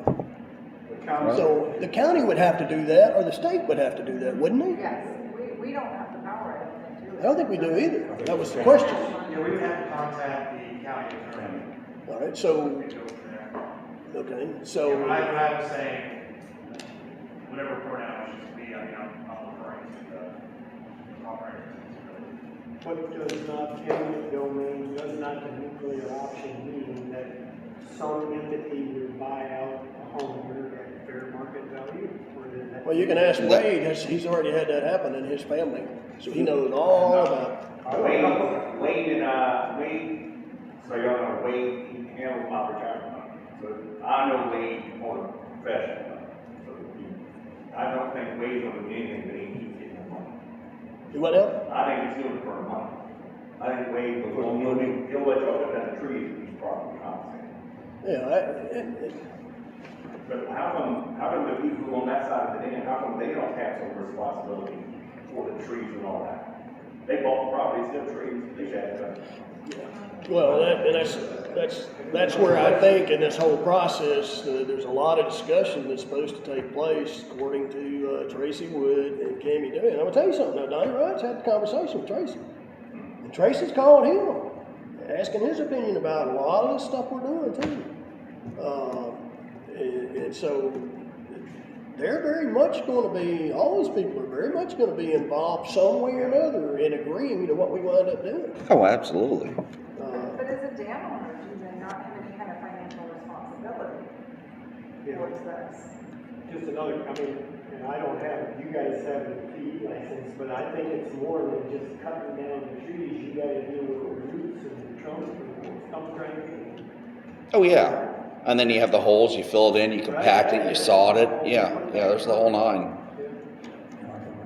I think we should start the process like Matt suggested. I think he's gonna say no, and I think because what I've heard, but I'm not gonna say what I heard. Let's start the process. I'm in favor of starting the process. Yeah, we start the process, maybe one of the four says yes. We may work out, but we may not. Then we go to part two. Sure. Plan B. I agree with that. Let's start. So I'd like to make a motion that we enlist volunteer Mr. Lay to reach out to the 4 property owners on the north side of the South Dam on behalf of the board, and just to see if they would be open to an easement for the purposes we've been discussing. Well, you're addressing him, so I think he needs to, it sounds like he had a comment he wanted to make with what you just said. It's gonna be more difficult to get somebody to sign off on something as opposed to, if I go ask Donnie, you prepared, he is the board, he is the contractor. If we repair that cycle system, is it okay if I continue to do PM on it every month and maintain it? If he says, sure, I don't have a problem with it, that's good enough for me, I don't mind approaching the board saying, you give us permission, let's go ahead and buy the material, let's fix the cycle, and that way we can maintain it. When it comes to, once we figure out exactly what trees we need to remove, or do we need to do an inspection on that spillway that's existing now, we need to go back and have permission for that. As long as somebody's probably not signing their life away or giving an easement up, that they might be skeptical of doing it, which I know is not the legal way to do it, but a verbal agreement for me is pretty good in this situation. It may be pretty good initially, but properties change hands, people die, people move, and the next property owner may say, I don't care what kind of agreement you had, this is my land, get the hell off. And they could do that. It's not us papers, that's fine, that's fine. We would have to approach that. But are you still willing to approach the all 4 property owners on our behalf? Okay. There was an original agreement, verbal agreement, a number of years ago, to work, allow us to do 10 or 15, I think it was 15 feet on either side. But all of a sudden I got, that did happen at one time. There was a verbal agreement on it. We'll see if we can move into it slowly. Yeah. Try to get the Yeah, if it takes 2, 3, 4, 6 months, I mean, just let us know what you hear back over time and we'll chip away at it. Fortunately, there's not an emergency staring at us in the face, but this time next year there might be, and I'd rather be prepared. If we have an emergency, they don't have a real, that things are changing. Okay, there's a motion. Well, I heard the motion. Very second. Repeat the motion again. What specifically are you saying? You want him, So, Tim, to approach all 4 property owners? yes. With what objective? With the objective of initially getting them to agree to short-term maintenance, and for the long-term purpose of getting them to enter into agreements for easements for inspection, maintenance, tree removal. Yes. Tree removal and maintenance. And the maintenance of the slopes. Correct. Nothing deeply rooted is the problem, because the roots rot, and then you have an uncompacted seepage path, and then that's just a weak link in the dam. I want to ask a question that ties into that since you threw the trees in. Hasn't there been a study on the downslope of the North Dam on the trees with including red stripes marking certain trees that are on those people's property? That's one of the things that irritated them. And was there a complete study done with a plan of what to do with trees, and some that could stay and some that couldn't, and that sort of thing? Or No, we had a survey done, and they said it was in the meeting, they said it was okay. The survey showed up and they called police. Not go way farther. So there's a blank area on the right property, but there's 92 trees on your property, okay? And various different sizes and various different heights. And then there's some recording the trees on the Bramlett on the right property, but they stopped that tree survey in the middle, so it's an incomplete tree survey. why did it stop? Because they were running Because the off. property owners threw them off. Do the surveyors off, and as you well know, Matt, you know, a surveyor or a engineer can enter any property, you know, in pursuit of business, in pursuit of engineering and survey business. But we always ask. that Yeah. You have the authority as a professional engineer to enter on any property, you know, in the interest of looking at things with public safety. Also, Mike Blamey and I went out there personally and met with That's the the statute. and we had verbal agreements, we left flyers, and I forgot which home was not there, we left the flyer to call us, and then we were told yes, and then they stopped. Yeah, well, But I do have a survey for what was done? what was done. Okay. We're gonna need that. We're not counting. We're gonna need that with the RFQ, people, engineers that we hire and all that sort of thing. But do you know what Donnie showed me? He showed me a piece of paper that was a draft from this board, Lamston board. You talk about people dying and changing, and nobody on this board was on that board then. Some guys had just come out of a meeting here, and they had a piece of paper that showed the proposal of eminent domain on their property. And that was long about the same time trees were being talked about and all this kind of stuff. So that's what we've done to create the adversary relationship with those properties, at least Wade and Donnie. I don't know about the other two. I don't know. I didn't know. Let's see. We sold Donnie, the lake lot owner sold Donnie his property. Wade's was Mr. Scrooby's father was the owner of the real estate group, sold that, and I think Mr. Sheehan's, what his name? County. That was all county. Yeah, so that's what we, I'm trying to tie this thing together a little bit so that everybody's got it's not as simple as just going to a guy and saying, hey, let's be nice guys, I'm a good guy, Tim's a good guy, and Tim was able to get him to let him do some things already. But it's not going to be that simple. That's the only point I'm making. It doesn't mean don't do anything, but I think they're sitting there probably wanting to know, well, what are you going to do with the dam, that dam in particular, because that's what affects them from a safety standpoint. And Donnie would tell you right now, hey, you want to inflict eminent domain, go right ahead. Everything I got is for sale. He's told me that. He's told Mark that, in the past. So whatever you want, I mean, there's told- probably money in the state of Florida to get that done, and probably cheaper than to fish their bodies out of the river. I'm serious. There is money in the state of Florida to get that done.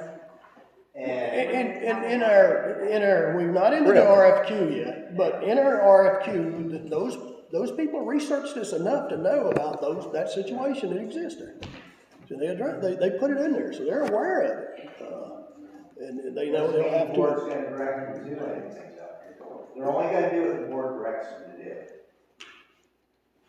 Just because it's in their RFQ doesn't mean you direct them to do it. That's correct. Okay. We haven't. You always control. We're getting ahead of ourselves here. Could we have a vote? We have a motion on the floor with a second. Could we have a vote? I think we're still in the discussion phase. Yeah, we're still in the discussion phase for them, so. All right. So did we have a second? Mm-hmm. Mr. Pence. Okay.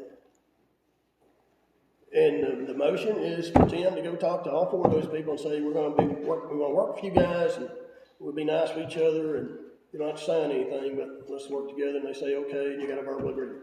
Is that what you're trying to get? Pretty much. Just initially, but we want to get the written agreement at some point. But if he gets that, then between there and the time we finish our project or construction agreements and all that kind of stuff, then we're going to have to address each one of those with them approving what we're going to do from a capital investment standpoint. Well, when we get to that point where we know exactly what we're gonna do on their property, Yeah. and we approach them and say, when we get to this point, can I show you exactly what we're doing? Yeah. You know, which trees we're taking out, or what we have to do, and give you an idea, is it okay with you? And if they say sure, then we move on with it. Yeah. You know, but you certainly can't go in there and say, hey, can I come in here and do some work, and then 2 weeks later, you're in there with chainsaws cutting trees down on somebody's property, they're not gonna agree to that. Yeah. But if we forewarn them that this is what we're planning on doing, then I'm sure they would agree to it, because it's gonna benefit them. It's gonna make them much safer. Okay. Okay. Fine, I guess We'll see how it goes.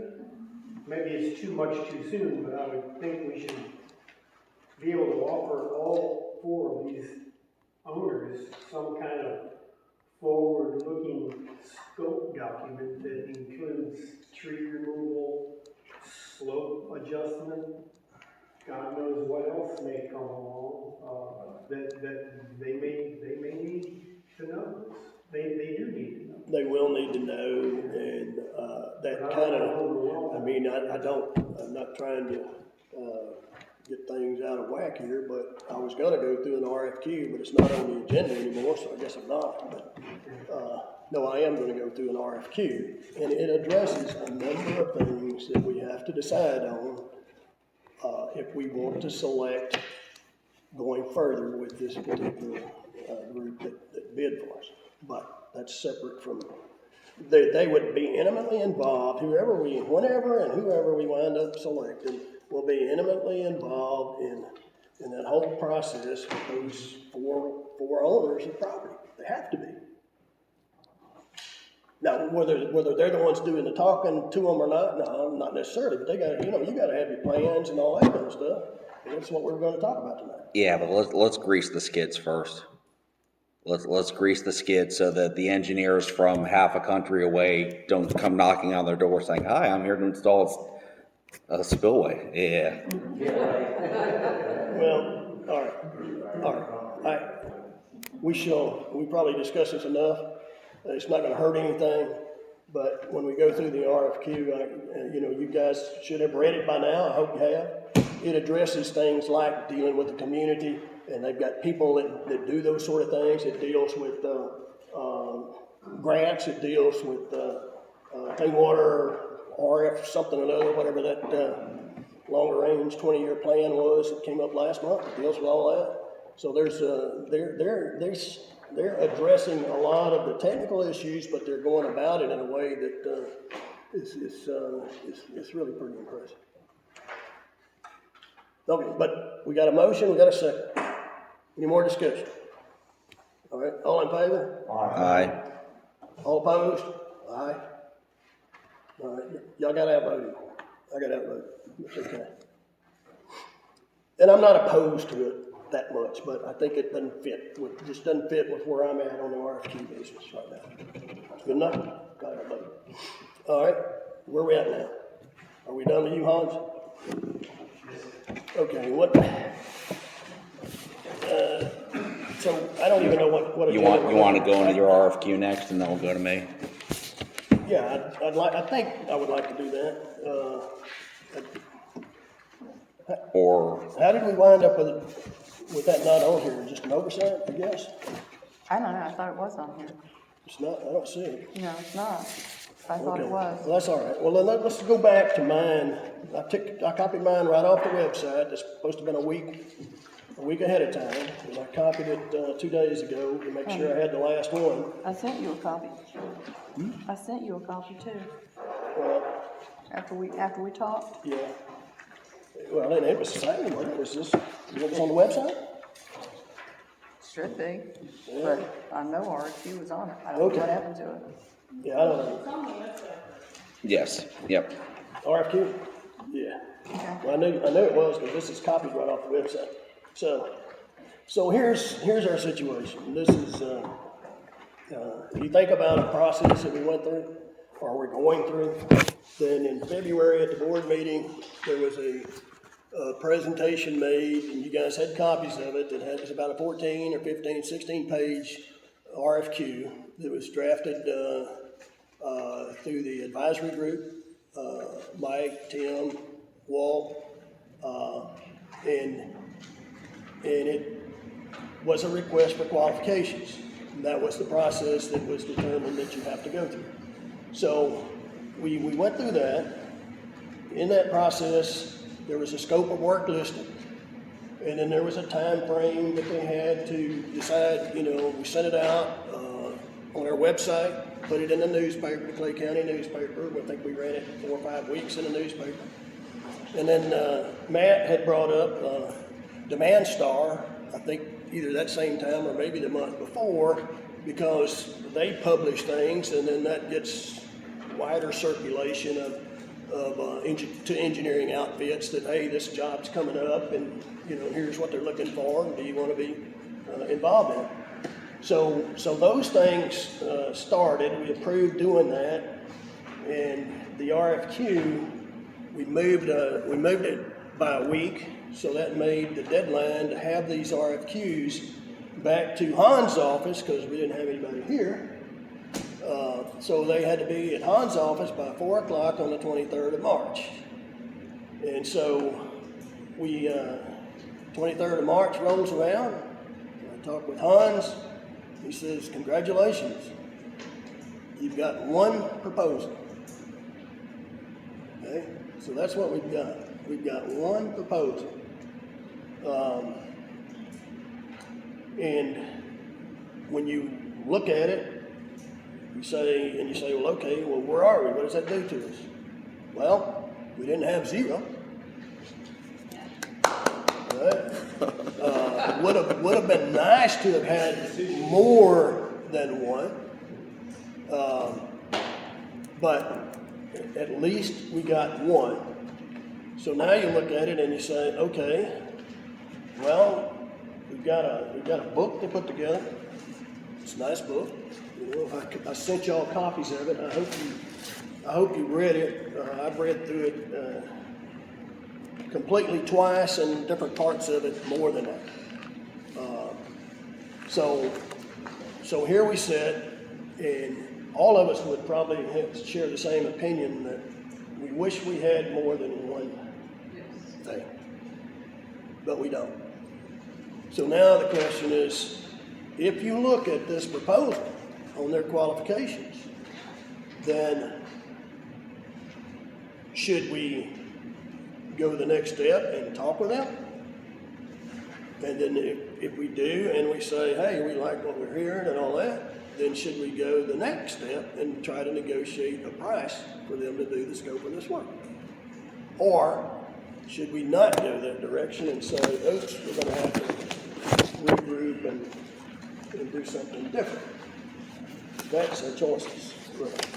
And really, I don't think they know. I mean, word gets out different ways, but I don't think they know they're the only ones that submitted an RFQ. And in fact, they are. Well, I mean, we have a third option. We could go back out. We could go back out and we could solicit, and we might get another response. So we're not exactly over the barrel yet. Did they give a time frame to respond? Do I know? Do we have to respond to this? Yeah, we've got a schedule here that talks about what we do. No, but he's asking, they didn't give us an expiration date on their offer, is what he's asking. Yes, that's correct. No, they didn't give us an extra. Is there an offer that goes with this, or is this just the advertising? This is just saying that they're qualified, and we think they're qualified. They think they are. We think they are. We're ready to go the next step and negotiate with them. The good news is they have a local representation, and they've got more people than previous engineering firms had. So, Well, I think that's a plus. Yeah, the contract would involve permitting, design including options, and then contractor involvement. We've got a NANT chart, or however you say it, on the back that shows the time frame and all of that. There was only one submittal, and that submittal, Walt Richter is not here tonight, but Walt knows these people, and his comment is they're a very, very good organization. Very good. He said he sees nothing wrong with it. Walt works with a big engineering outfit. It's one of the reasons we got him on the board, the advisory group. Mike and I have talked about it. Mike says kind of the same thing I said before. He wished you had more than one person. And I think we all would agree with that. But he also said that it was a pretty impressive proposal.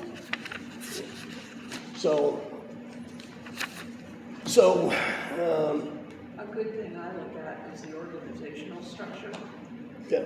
The experience and the personnel that we're bringing actually has a little bit of meat to it. Oh, it's got a lot of meat, yeah. Young business in Florida already, so they know. I'm sorry?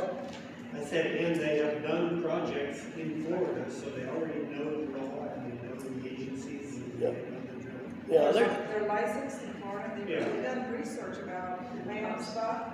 They say in their understanding of the project that they know there's private property owners. I mean, they've dug into this a little bit. Plus, it seems like they can do the work inside this organization instead of subbing everything out, which is where we were before. Well, if you look at it though, Carol, there's really, they're partnering with other companies. Yeah. If you read the first on page 5, Hanson is the presenting highly qualified and experienced team of consultants with decades of experience in flood control dam safety projects. We're local firms backed by national expertise. Our key team members are Hanson, Bergman, Kimley Horn, and then they've got 2 others. One of them's a surveying group, and the other's a geotechnical group. So they're partnering up with But it's 1, under 2, their 3, 4, umbrella. 4 other people. It's under their umbrella. Yeah, I mean, the way it read, that they've entered some sort of specialized agreement where they're more like partners in it. Yeah. Right. Yeah. It's not like they go out and the guy that would head it up is a guy named Brian Wozniak. He's PE, CFM, whatever that is. He's got 30 years here in Jacksonville. You know, he's on 8075 Gate Parkway West, Suite 204, Jacksonville, Florida. They've also worked with St. John Water District Management before. Yeah, they've got, this is the map. It shows what places they've got in Florida, including Jacksonville, but then they've got these other places that scattered out that they've done a lot of work. That's on page 8. And then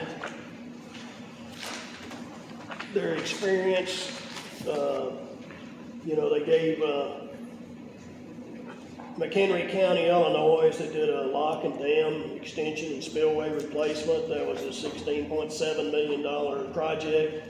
Wozniak, the guy we talked about, was the guy that headed that up. Their project engineering cost, final cost was just under $2 million on a $16 million project. Talks about what their supply was. It's got other examples of some bigger projects. They were in the $200 million projects with $2.5 million or so of engineering fees. Here's another $4.5 million project. They had $355,000 of engineering costs. So they gave quite a number of pages of previous experiences, and then they got into their project team qualifications. And so you had Hanson, headquartered in Jacksonville, 35 engineers and technicians. You had about 60 staff members throughout the state of Florida. You had Bergman, 450 professional and technical staff offices throughout eastern and Midwest U.S. They did flood risk management, dam and levee safety, river restoration, things like that. Bergman's done some joint ventures. And they've done work with small businesses and firms like called the Corps of Engineers, Jacksonville, for the last 15 years. So Kimley Horn, they started as a transportation firm in '67, so I guess they were big into roads and that kind of stuff. but they've got more than 500 professional licensed civil engineers. They're professional industries in stormwater design and water, wastewater treatment, hydrologic modeling, among the other areas of expertise, preparing permits. Their engineers and environmental scientists maintain regular contact with virtually all key regulatory agencies in their decision making. And one of y'all mentioned that a while ago that, you know, they've had a lot of dealings with the State Dam Safety, DEP, and also the St. John Water Management District. This Hyatt survey, they've done work with the Corps of Engineers. They've worked on dams and levee projects throughout the state of Florida. Their combined expertise, ability to perform all your required surveying and mapping services from one source offers you a very positive selection alternative. And then this CSI Geotechnical, they've done work from bridges over the St. Johns River, levees, dams, major roadways, wastewater systems, those sort of things. Some of their analysis included slope stability and seepage analysis and design. So they've done a lot. This was, I think, page 26 was what I think Carol was talking about. This was their organization. You can't read it from there. But you had this guy, Wozniak, he was the head guy that's going to handle a project. And then under him, he's got the geotechnical and structures, Van Division. He's got 8 or 10 people under there.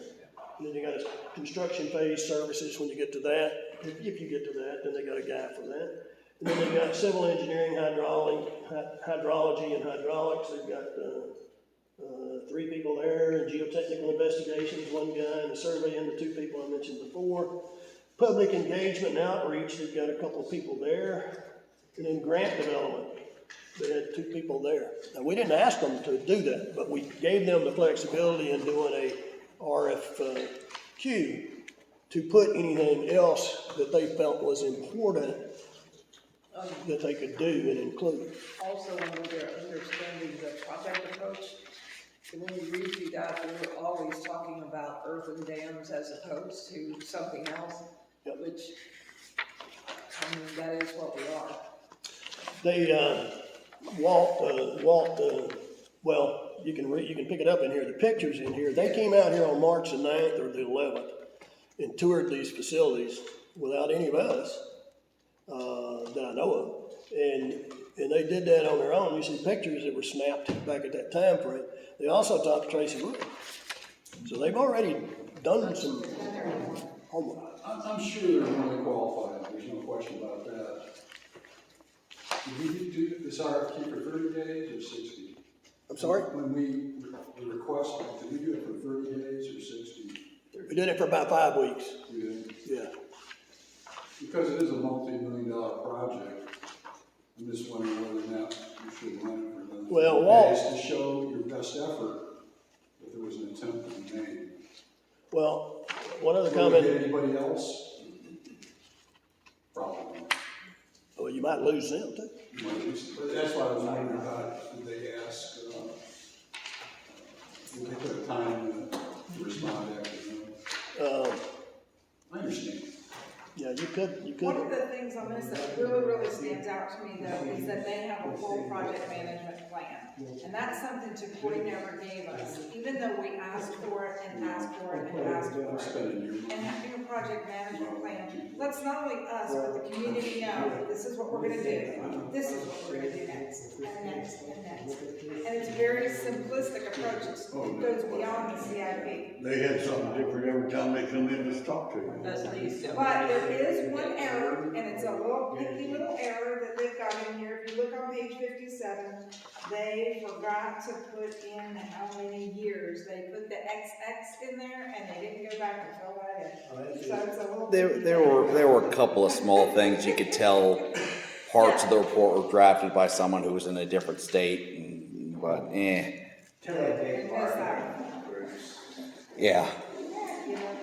It's picky, but they're gonna participate with us during public outreach. They're scheduling meetings to meet with the public. So You know, they've done this before, there's no question about it. So I got a question, Alton. How many firms reached out to you to express interest? There were, based on our publishing it on the website and publishing it in a newspaper, there were 2 that officially responded with an email like the RFQ suggested. Was this one of the 2? And this was one of the 2. Okay. And there was one that verbally called, but never responded anymore past a verbal call. Who was the other one who emailed you?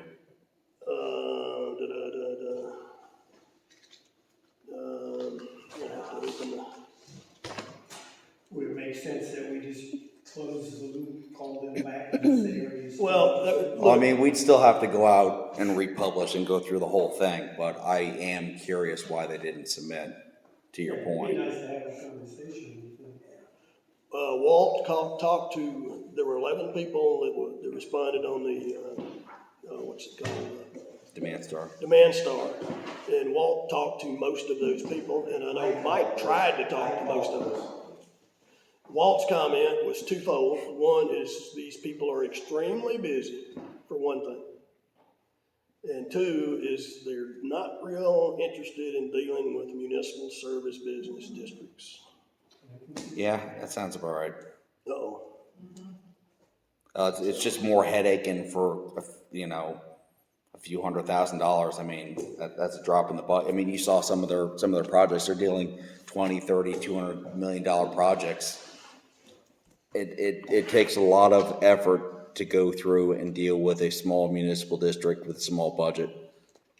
And that's one thing I liked about Hanson is they showed you their big projects, and then they went ahead and showed you their $20,000 project, their $50,000 project, their $60,000 project. Yeah. They listed them all out, and it was very, very professional.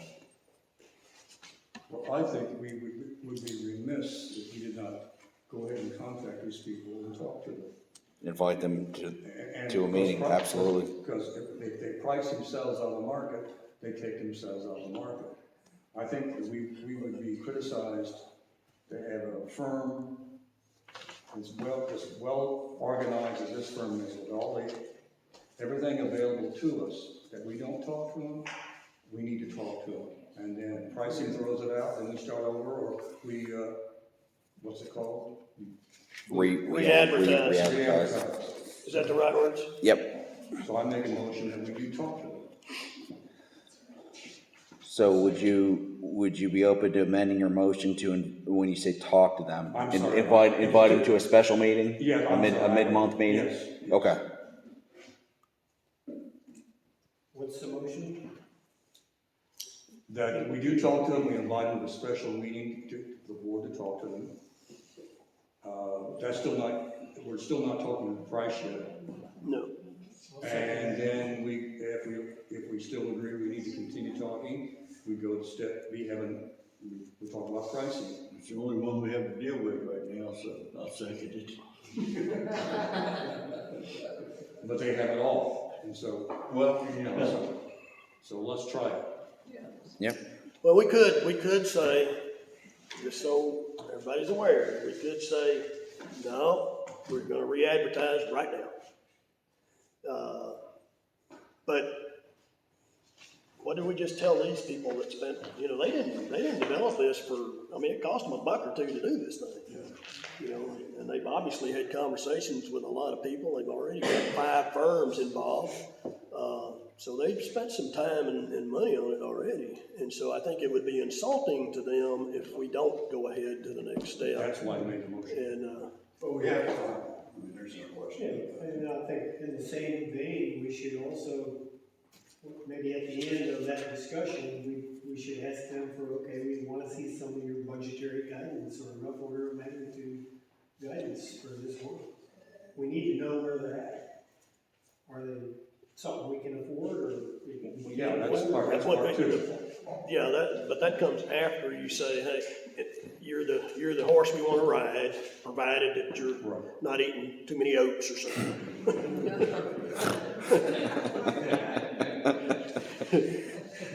Mike? I've been through these processes many times before. I always like to have more than one. Yep. Okay, last time you selected an engineer, you had one. Uh-oh. Okay, and so you always like to have, you know, two potential candidates at 2 o'clock in the morning in the bar instead of just one. Okay, you wanna make sure you got multiple people to choose from, but in this case you don't. Okay, so you kinda have that tough decision, how do you treat the people who have admittedly a very large marketing department to put this stuff together. Keep that in mind. These are not the engineers that are working for you to put this stuff together. This is a marketing department. Okay, but you're remiss not, you know, paying attention to it because they did respond to you. Okay, and you should ask. Now, what I would recommend to you all, having been through this before, and having been through this not only as an engineer in front of the board, but as an engineer helping the board to select, you know, engineers. First of all, you take a meeting and you write down your questions. Get your questions organized so that you know what it is that you want to ask them. And then have a follow-up meeting where you kind of devise the questions that you're going to ask them to price themselves. Okay? And so you have a meeting with them so that they can schmooze you, make you feel all cool about them and things like that, because that's what they do. They're good at it. They wouldn't be in business if they weren't good at it. Okay?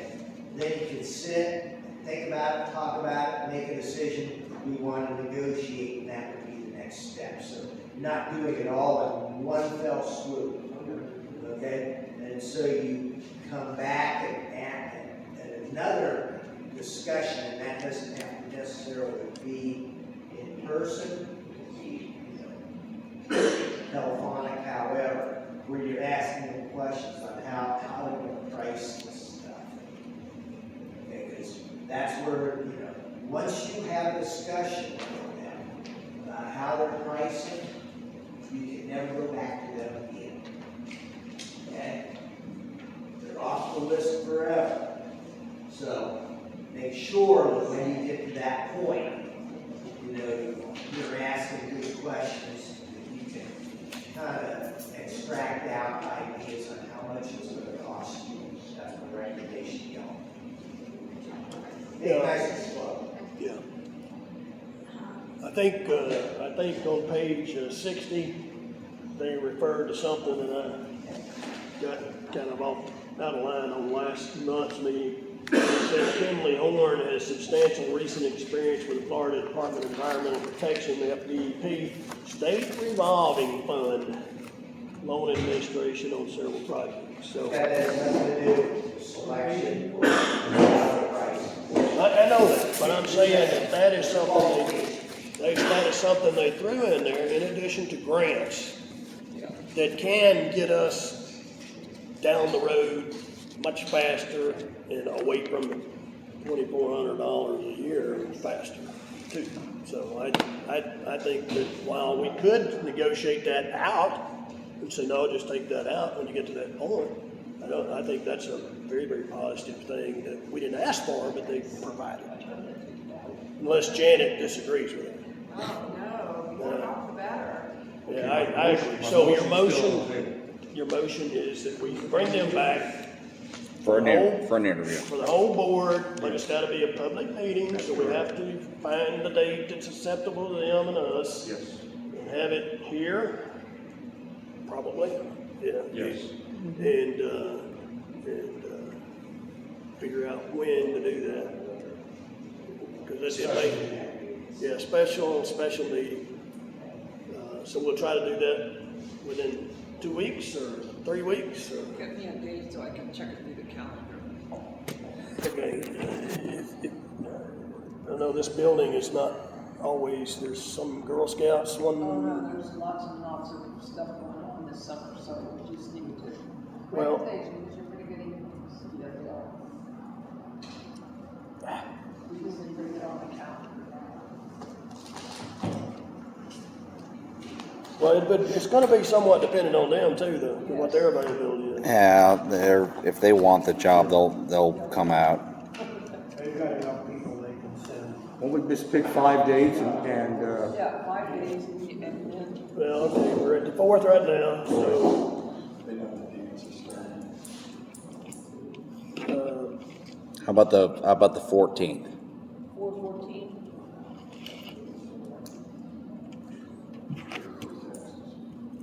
that's a Thursday. The next week I'm toast the Monday through Wednesday, but I could do the 21st. Longer week than the 18th, so 14th showing. You're not available that week at all, the 18th? Well, I might be available like Monday, but I'll be. 14th, you're getting in the east. Yeah. Yeah, you are.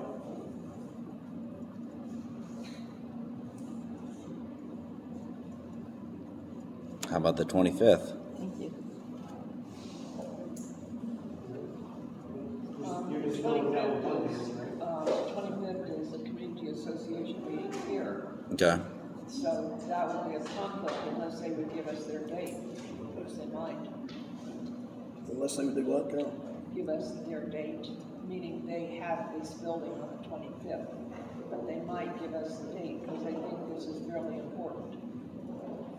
So how about the 26th? That's an alternative. Like that. Okay.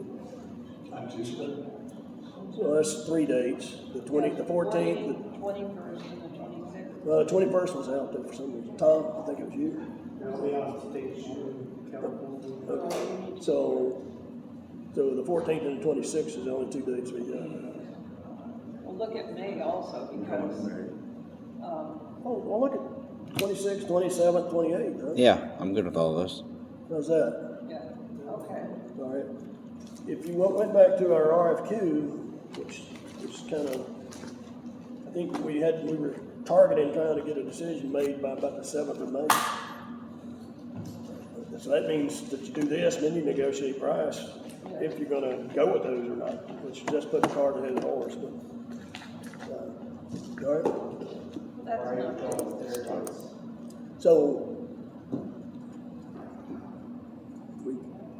so I made the motion. You made the motion, would we got a second? Mm-hmm. I'll send. All right, motion second, any more discussion? Okay, all in favor, aye? Aye. All opposed? Okay, that's good, I appreciate that. I really feel good about that. I read through this thing again one more time today and read through different parts of it some more times today. And if they're what they say they are, then they're okay. If they're not, but I think it's worth doing just what we decided here. So I appreciate y'all's support on it. Okay. The capital improvement plan, that kind of, we'll put something together there that will satisfy our budget process. I think I can do that, or we can do that with the advisory group, but it's not gonna be something you can No, it's gonna be still write in stone, you know. very good assumption, so Yeah. of course that progress. For this year, we've got a 3 pre. We can just throw in a number. You're gonna spend, Yeah. spend money on the engineering, is what you're Yeah, saying. that's exactly what it's gonna They also cost. said in there that they know that we probably will have to phase this thing too. Their chart doesn't show that. Their chart shows that you start it and 2 years from now you got everything Yeah. done. Well, we won't have the cash to do that. Depends. Let's see. Let's start with the first step. And we'll be changing our budget. We'll be making assumptions, and then We'll go from there. we'll have to revamp it again. So Well, we're gonna have an advisory group meeting Thursday, if you guys are available, 4 o'clock. So we'll have 5 o'clock.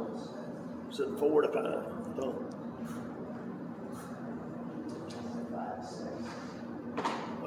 okay, send him a note back saying you can make it at 5, because it says 4. Anyway, we'll talk a little more about this and about what kinds of things we really need to try to pull out from that standpoint when we have a meeting with them.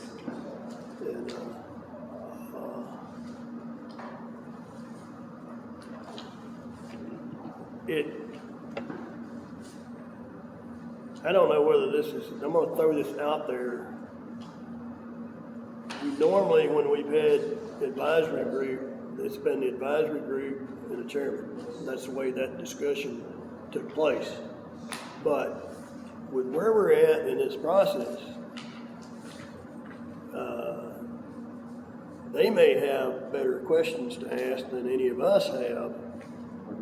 So I'm suggesting that we, and I don't know how to do this, whether I can do this or not, to invite them to this meeting. Yes. Okay. So, well, do we really need to though? I mean, you guys have the same information we do. Is there any reason you couldn't throw down a list of questions and give it to the chair? I can write questions all day long. Well, you could be, okay, let me change that. I'll tell you what, let me say that if Tim Lee and Mike Kelter and Walt Regner want to show up as a public guest for the meeting, then somebody could tell them. They may or may not be called on by the chair. Please don't forget to fill out your form. Well, these are questions that everybody on the board needs to kind of, review and see how they want to ask the questions. It's your selection. Yep. These are the guys you're going to be married to for a while. The other thing though, Mike, and this is what our advisory group really needs to help with, and anybody that's got some of the history is, they're asking for information in here too, that we haven't provided them, all right? We provided them some, but we haven't provided them. Interviews are two-way. Yeah, exactly. Interviews are two-way. And they make some comments in here that certainly I would be interested in why they say what they say, and I know what, for instance, they're saying we did the 2013 job on the South Lake, and that was at a 500 year or something less than PMP, and that the book says it's going to be PMP. All right. Well, now, they also say that's up for discussion. That is up for discussion. You're not talking about this at length. Right. And you know my philosophy on it. Right. Matt, you do too. But whoever signs and seals it has voted. No, and that's the St. John Water Management District. No, that's the engineer. That's the engineer that holds professional liability insurance, signs and seals that. Understand that. They have. Understand that, but that doesn't mean that I mean, they know that the previous work was done at a 500 year drawdown and stuff like that. They know all that stuff. So there's nothing wrong with us saying, what are you going to do? And they want somebody from here, and we've got to decide that too later on. Somebody from here is going to be almost full time in their back pocket. And they're expecting that. And we should expect that. So maybe more than one. Except you can't have more than one because they might talk to each other. You can tag team them. No, but you can talk. You might talk to, if it was me and you, we might talk to each other. That'd be a violation of sunshine law. Okay. All right. So that subject, enough done on it. That's good. Now I'm wore out, so I don't know where we're at. Do we go back to the other agenda now? Yeah, you want to go to the trustee Coker section? Yeah, I guess so. Do you know the, I don't think you was wanting to do anything. It said checking money market. You already done that, didn't you? And skip by trustee reports. Oh, down here at the bottom, advisory group, the 10th trustee. Let's skip on. Skip yours? Yeah, skip. Okay, we skipped his. Leahy. You don't have the agenda either, right? I got one here. Yeah, my neighbor Russ had asked about this pile of dirt somewhere over by Lake Ryan. Yeah, that's from the dredging from the lake. Somebody give it to him, or do we have to vote on it? I don't know, somebody's taking it The board in the past has told people to take it. I remember Mark telling people if they want to take it. It's been sitting there for a long time. 5 years, it's leached enough, it's good for anybody. But we never had a written agreement with Russ, and we just kept putting him off because the dirt was sitting there. And I think we should let him get rid of the dirt. I could use some for my sinkhole in the back door. People have been backing up with the pickup trucks, go up and get it. No, it's got, Is it in an open area? Yeah. Oh, yeah. yeah, it's on Lake Ashbury Drive. If you come on Lake Ashbury Drive side, you'll see it. You'll see it, can't miss it. It's an old pile of dirt. It's a pile of dirt. About 20 feet, 30 feet high. It was supposed to go to landfill, I think, technically. No? Okay. So that, okay, yeah, we don't want to know about it. I've got a couple things that we're just. See you, Mike. Thanks. Oh, yeah. What time is it? 20 till? Okay. We got, How's your brother? He still has some minor complications, but he had a pulmonary embolism. basketball fan? No. No, okay. All right, so where are we at then? We're at, So I think my name is now attached to the mowing service here, so. yeah, you volunteered for I that. see this, I heard you volunteered, so you got the form. And those forms, those inspection forms were never reviewed in the past.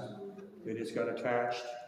And for a while, they were the same thing, and I complained about that, and he started making, actually, the report changed, but I was not in charge of mowing. so is there a contract in place? Yeah, the contract, I sent you a contract. Does he deliver his bill to a specific address, or how do we do this? It's emailed to me, and it's also, then his inspection form is attached. Well, yeah, we gotta do something better than this, so I'll talk to him. I'll get you one. We need a I thought you full-size could expand that. microfilm. I'll expand it and send it to you. All right, what else, Tom? Alton had mentioned to me, and I started a while back, I'm kind of advocating, but we need some shovel-ready projects that we can hand to the engineering people and say, here, engineer, give us a price, and move on. One of them is the erosion control on the north dam. I think that is kind of a standalone project.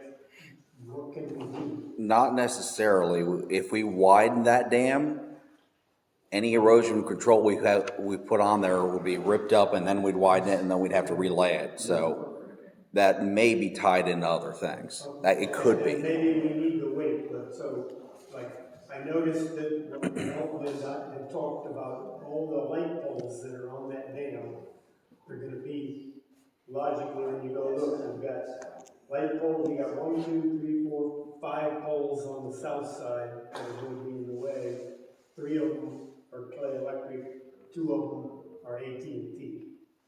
I've contacted both Clay and AT&T, and Clay, I'm going to meet with them Wednesday, just to say, hey, I just want to know what's it going to cost you to move your poles, so we can put that in our budget. Off the dam or to the other side? To the other side. Okay. I already talked to him, Tom, about moving the poles. Well, I have a meeting Wednesday. I had a meeting with them prior, with their guys, and they will not move it at all. They said they will not touch the poles on that to move them from one side to the other. And if they did, it would be at our expense. Oh, yeah, it will be at our expense. But I was seeing if they could put new poles up that would be taller, so that we could put bulkhead material in. That's the issue, is that the power line is so close to the water that you can't take a crane and go, you have to be 10 foot from that power line toward the ocean. So if they move them up higher, we could put taller bulkhead material. I'll give my own chapter and verse Wednesday, I'm meeting with the Yes. engineers, Joey. I'll just let, yes, sir. Yeah, you wanna join me at 10 o'clock? I'll be able to do it, I actually going fishing. And then I have a form I need to to fill out to get AT&T permission to quote us. And they may actually charge us for that price, but, to move the other two poles. Because there's poles there that are not clay, that are belong to AT&T. Yeah, get a price. Yeah, so Yeah. I just need addresses to fill these forms. The history paragraph on our website is still wrong. What do we need to do to fix it? This is my second request.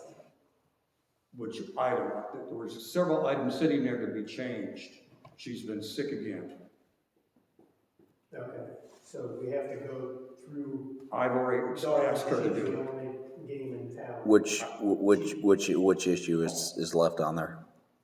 Well, the paragraph just states that we have this $600. It's going to be changed. It will be changed. Nothing has been said about the $2,400. It will be changed. Oh, okay. When she gets unsick again. Okay.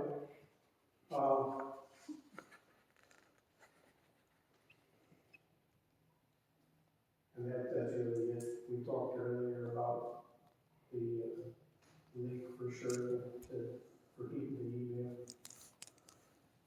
And I guess the other last question is, do we still want to pursue any live video or transcription equipment, or are we content with the audio quality of the phones for these reports, for our minutes from each meeting? I'm biased, but I'm content with it. Is Shirley listening to them, or has anybody listened to them? I listened to them. Okay, so we're happy. Okay. That's all I have. Thank you. Actually, Tom, she missed my email. Actually, there were 4 other errors you missed. For what? 4 other errors you missed, and I'm taking care of those.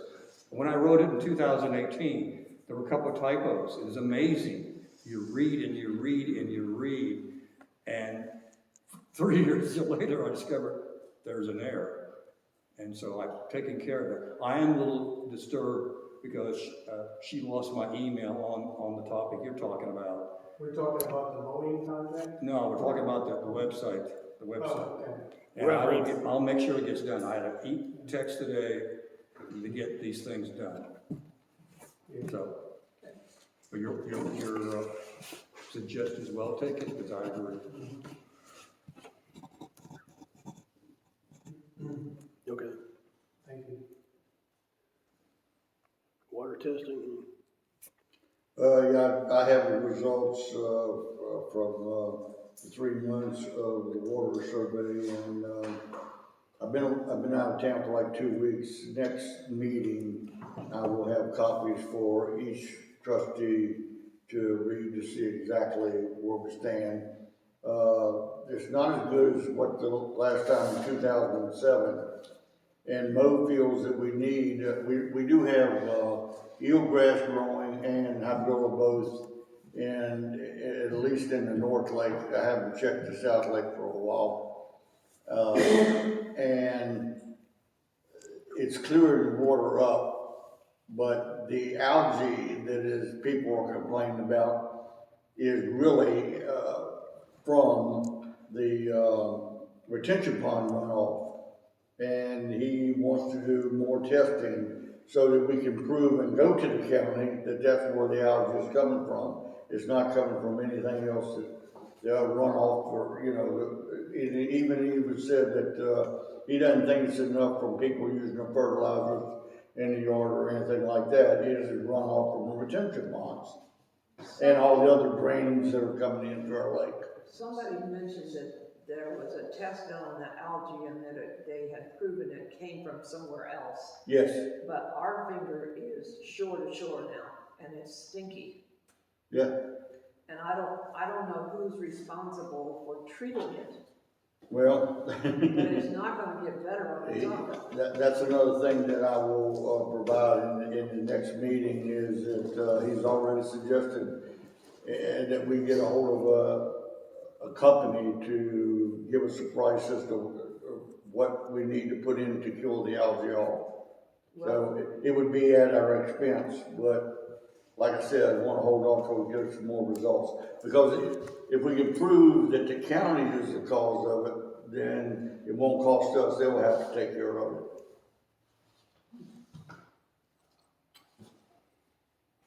Mark, not to bring up old business, but Mark told me once before that he actually had the county out here, and when they saw the runoff from, what's the development? Yes, that and retention pond that was fixed, it was two of them up there, now they just have one gigantic retention pond, that when they saw what the cost of it was gonna be, they just threw up their hands and walked off and did nothing. That's right. So, I don't know the answer to how you force their hand, but it is their problem, it shouldn't be ours. Well, we as Landscape can't do anything, but our residents, because we cannot sue the county, but our residents can, they are private citizens. Class action. It may be the way to go. So, like I said, I will have a detailed, printed off, I have a printer at the house, and I'll be printing all this information off and have it to you. Each trustee will have it next meeting. Do you have any idea at this point who the company might be that would treat it? Yeah, I have that information also. He gave me a couple ideas. It seems like it's growing so fast, I mean.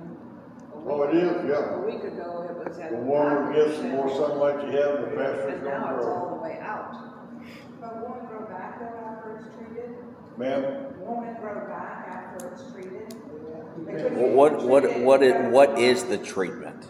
Is it just killing it? Yeah. And all the nutrients go right back into the water column? Yeah. Yeah, so that doesn't do shit. That's exactly right. I mean, Don't hold back on this, Edit that comment out. With that word.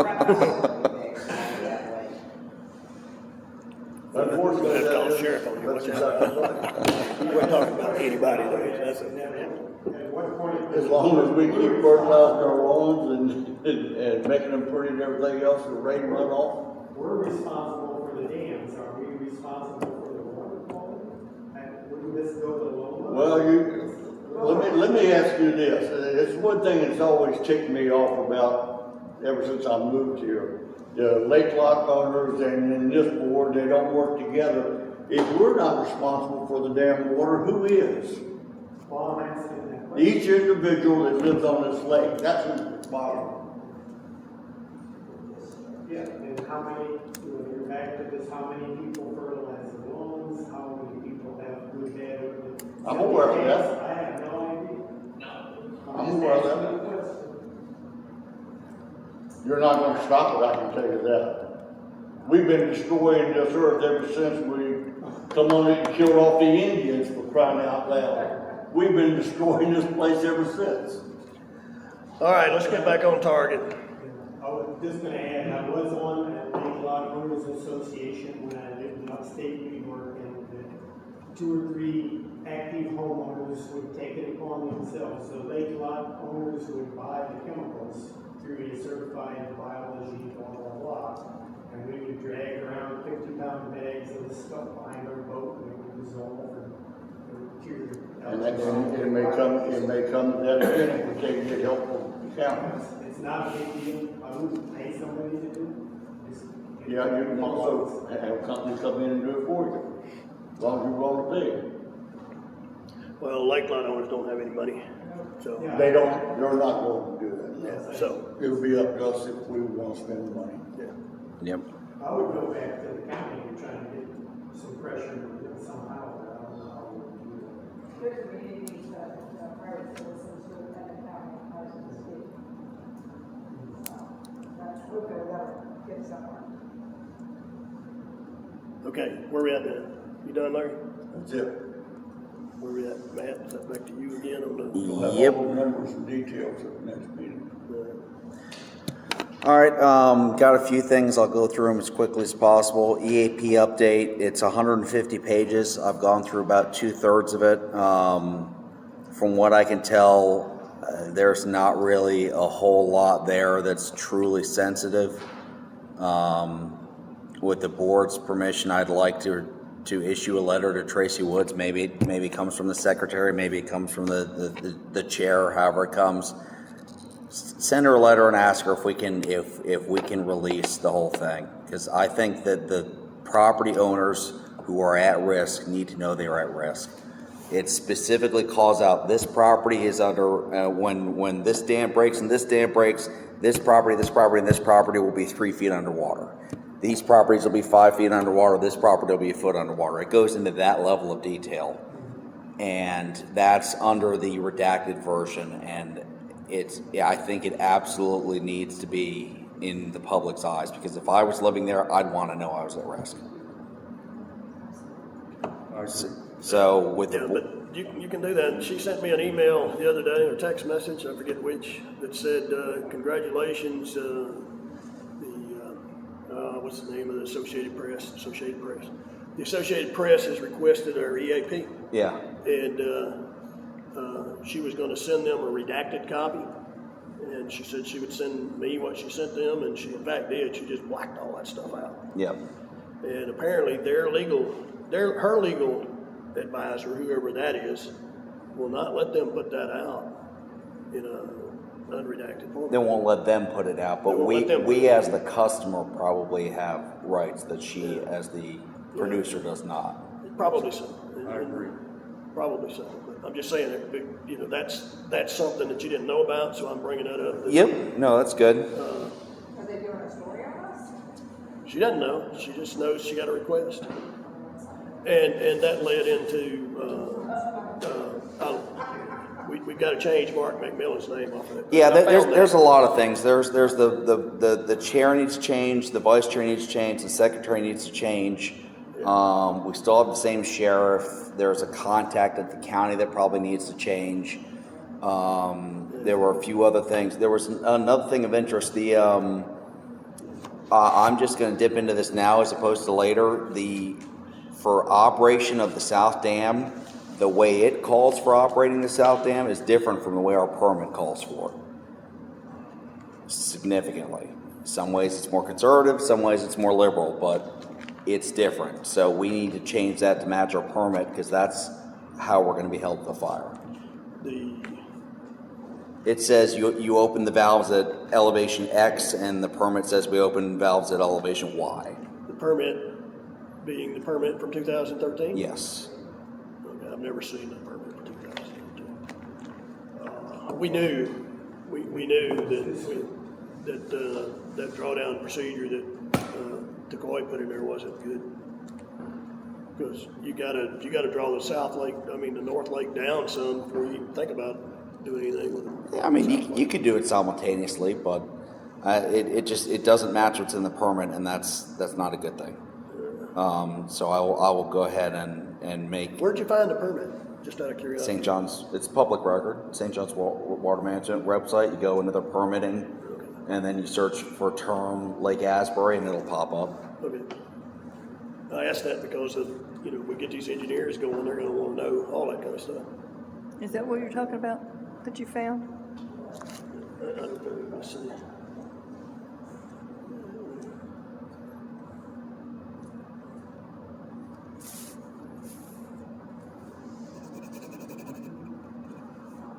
No, there's another.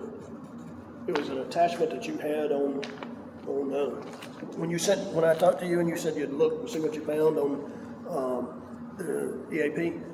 Okay. You sent a bunch of attachments and you said, I don't know whether any of these will help.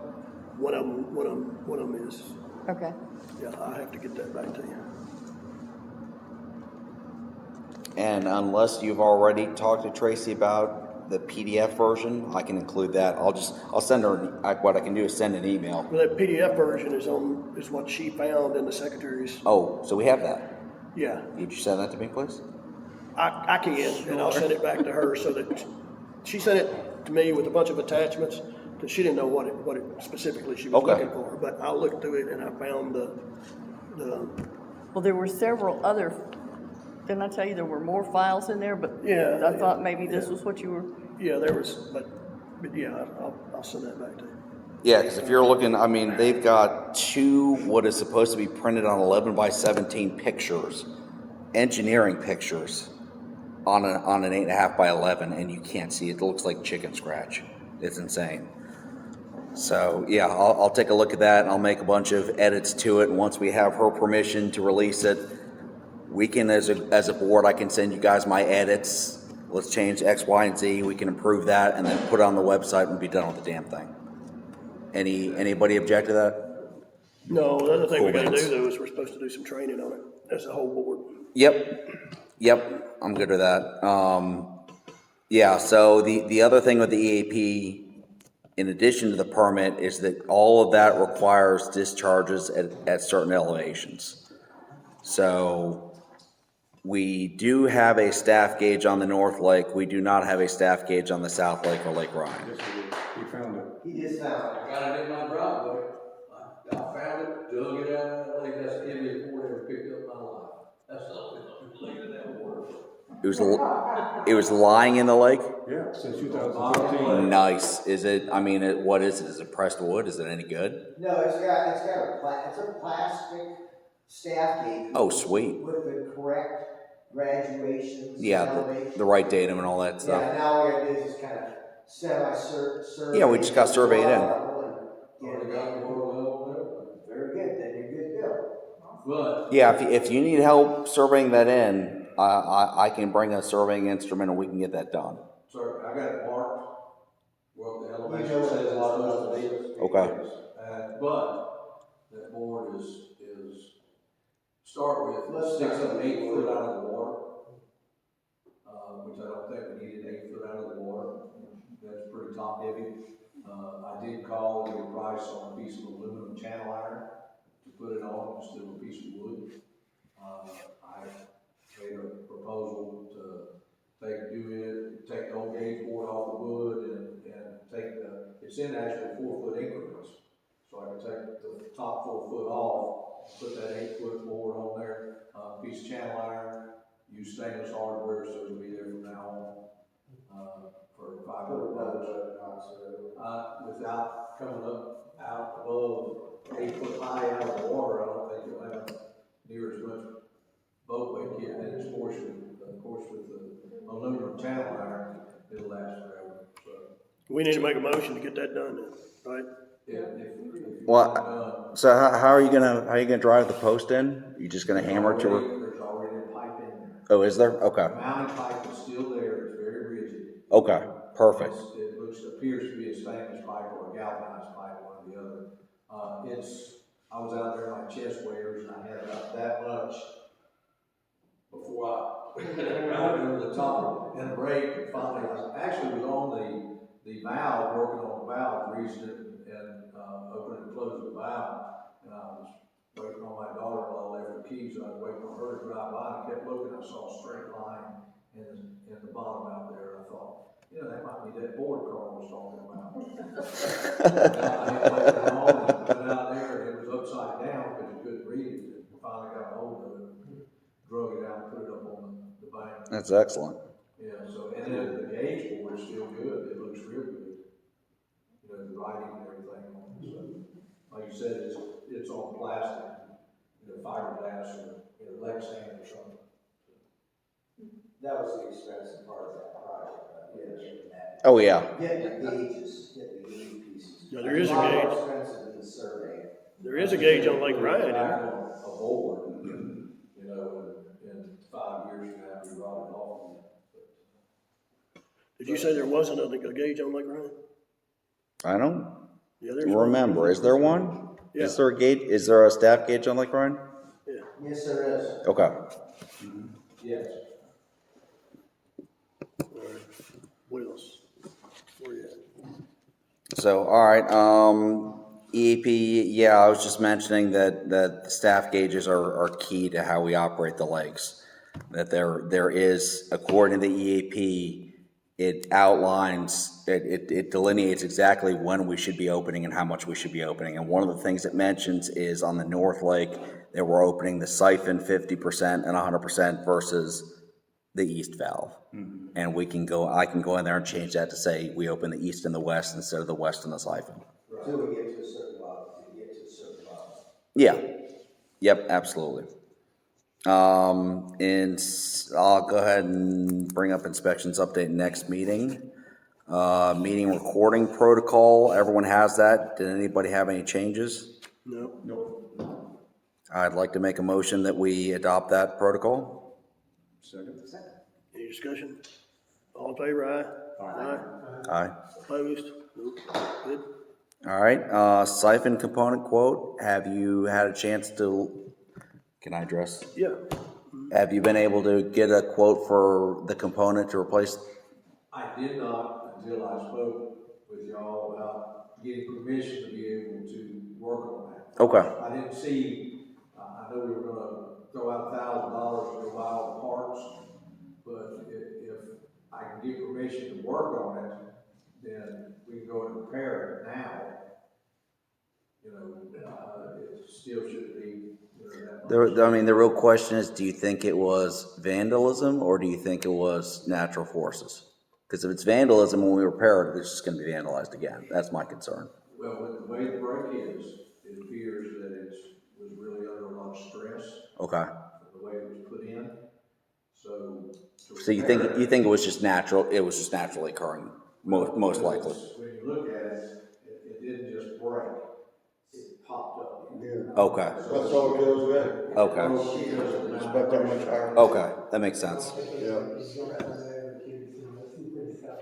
And all we did was take off one bracket at a time and paint it, and put the brackets back on exactly where they were at.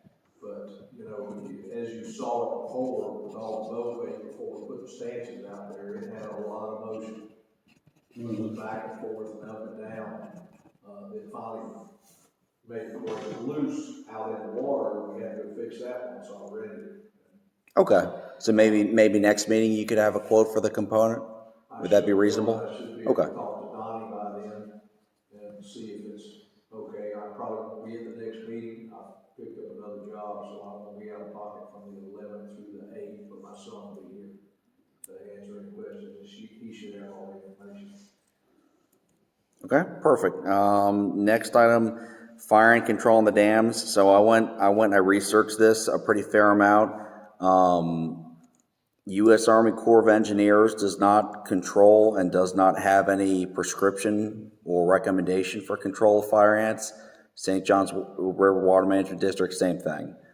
So I'm actually I'm with Larry on this. I don't see the value in having that. They are not threatening the dams from those two agencies' point of view. So that's my point of view as well.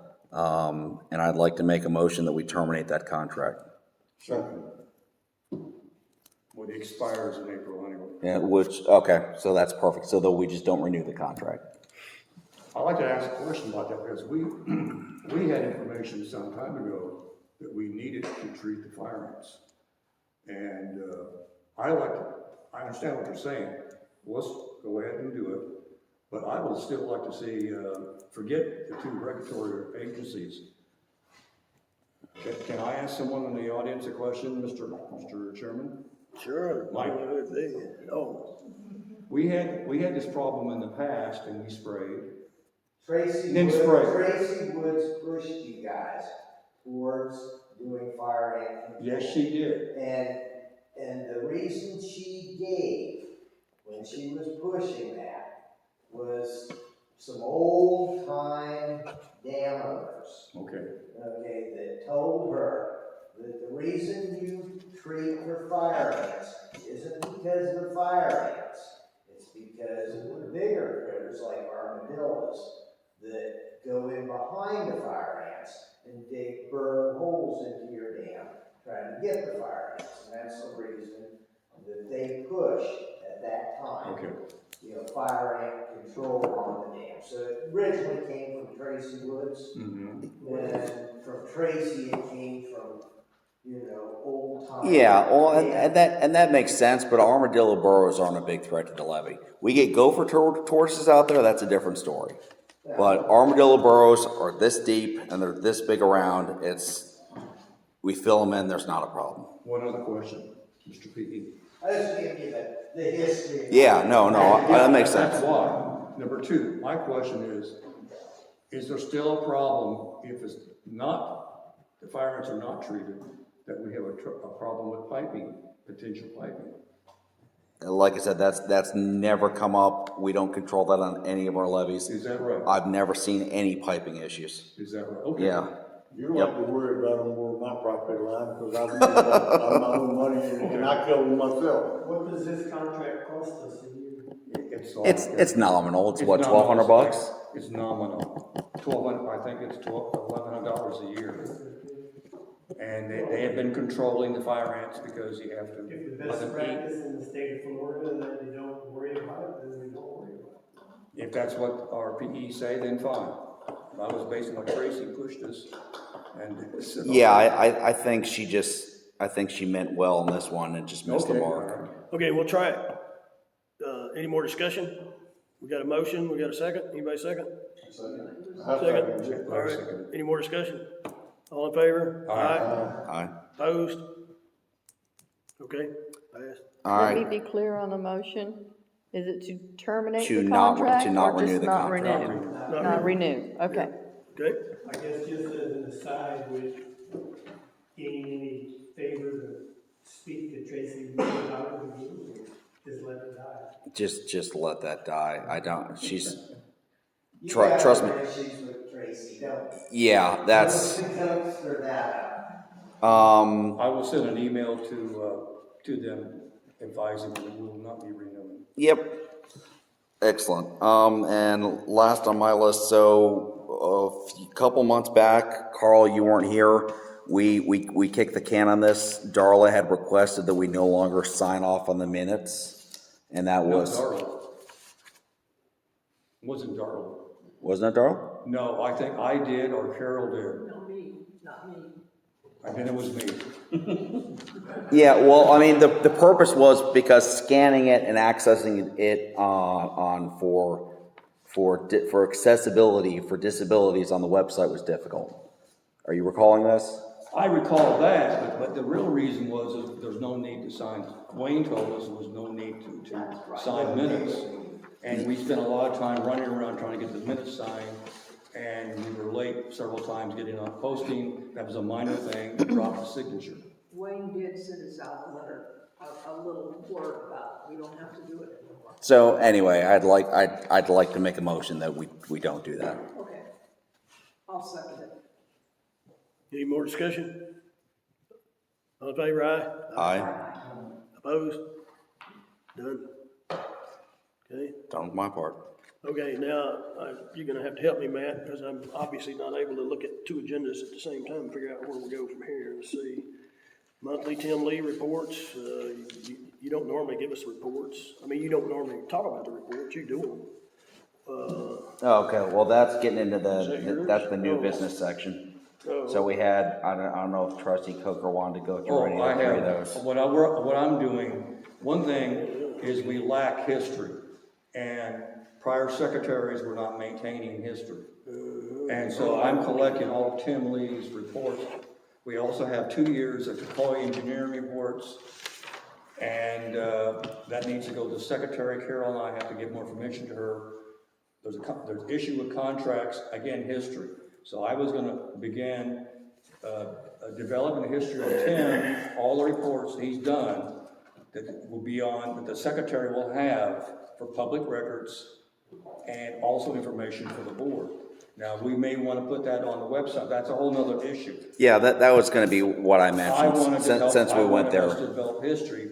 We don't have history. Let's throw it on the website. It doesn't hurt anybody. Okay. I mean, we're paying for it, the residents might as well have Okay, so access to it. I will gather all the reports from them I'm missing, get it to Darla to get it on the website. Anybody object to that? The secretary will have public record, number 2, and then, well, there's also information for the board. Sweet. And that will apply also to Decoy, the 2 years. That has to be scanned. Again, if the board wants it on the website, we can put that on the website too. But again, it's history that we found. Engineering reports stapled to documents in the so-called secondary binder, which no longer exists. I will go through protocol on audits again, so not tonight. That's not needed. There was a ton we had binders coming out our ears for the secretary. It's not needed. And that's where the engineering reports were. I asked, do we have an engineering file? Wanted something on Tocoi. I don't have it. When in reality, it was stapled to minutes inside the secretary book for 2 years. So I have those, and we'll get those ready to be scanned. And again, public record, and then for the website, okay. Yeah, the more the merrier. On that vein, does Darla's organization, or do we have a cloud, account somewhere to store all this stuff, or where is it? Oh, we're fine. We're going to have to work on that website. It's cheap. That's another thing down the road. I want to talk about that right now. We back up everything. Well, she has it well backed up, according to her, and I trust her. And just like we use Carbonite to back up the laptop, and even though a ton of stuff was not backed up. So Carbonite's a cloud-based. Carbonite's for the secretary laptop. It's now being used properly again. We had a secretary who took all the USBs and put them in a cardboard box and put them in her husband's gun cabinet, which is fine, except that we were supposed to be put on, stuck into the laptop and saved by Carbonite. And we're also now missing USBs, at least one. We won't talk about that anymore. I don't want to talk about that. Don't even mention it to her. I got blamed for it. Okay, Don't blame me. are you done now? I'm done. I guess we're at any new business. We needed an approval to get Tim to do the gauge installation on the South Lake at $500. Is that the official quote, $500? Yeah. That's it, already called. All right. The price. All right. I motion that we move forward with that. Second, any discussion? All right, now give me the motion. That we move forward with installation of the staff gauges on the South Lake at $500.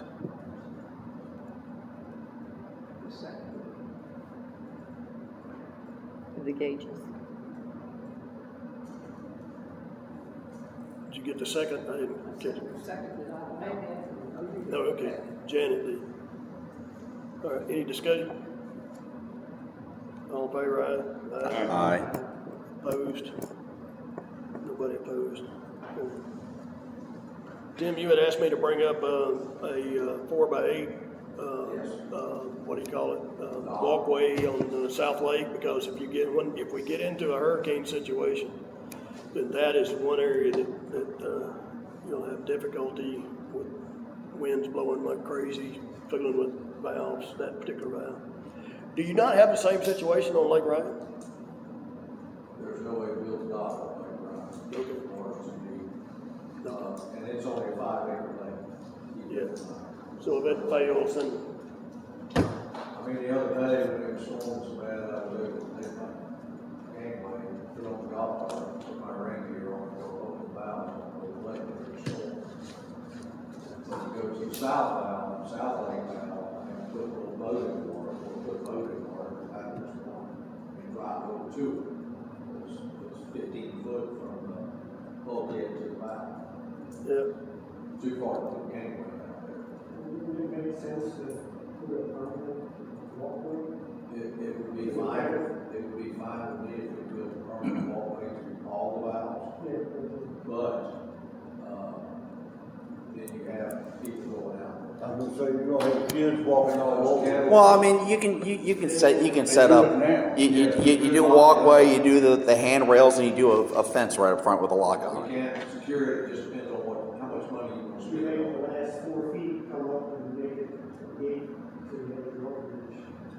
Whichever way you'd like to go, it's just, I'm sure we can. how much money do you want to spend if we're doing away with those in the next 5 years? Well, that's part of it. But I do have a aluminum gangway that I use, that I can handle myself, get to the valves on the North Lake. Well, who does that work for us? Haywood? Who else? Who else we got? I don't have the equipment to sink pilots in that clay down. There's clay at the bottom there. I don't have the equipment to sink pilots. every way you want to go is fine. I'm just worried that if there's a bunch of kids get out there, which they could get out there on those two, but the kettles are not mounted. They're just sitting on top up there. If you get a couple people over to one side, you can flip them off, damage the valves and the kettles. Well, the building is on a lake bottom, no owns the lake bottom. So we have to get their permission to put anything into the lake bottom. We have to get whose? Lola's permission, they own the ground below the lake. No, we're talking dam. Yeah, it just, water. well, it would be in the water. You don't want to get into a spot where they determine whether it's hurricane, we can't get to that. Yeah, she's just saying we have to coordinate with Lola. They're not gonna oppose that, yeah. Well, wait, I'm sorry. We have to get Lola's permission? As I understand it. We never got Lola's permission to do anything else on the As I lake. understand it, anything that's on the lake bottom belongs to Lola. That's why now I don't that they're going understand, to yeah. Verda and they're defunct, if you wanna put in a 20-foot dock, they can still say no because they own the lake bottom and you're trespassing on their property. This is the legal advice they can get. It's jointly owned. That's the problem. We're jointly owned. Jointly owned. Right. We don't need their permission, and we should tell them maybe. We're jointly owned. I don't understand this. They gave us a quitclaim deed in 1991, 50% ownership.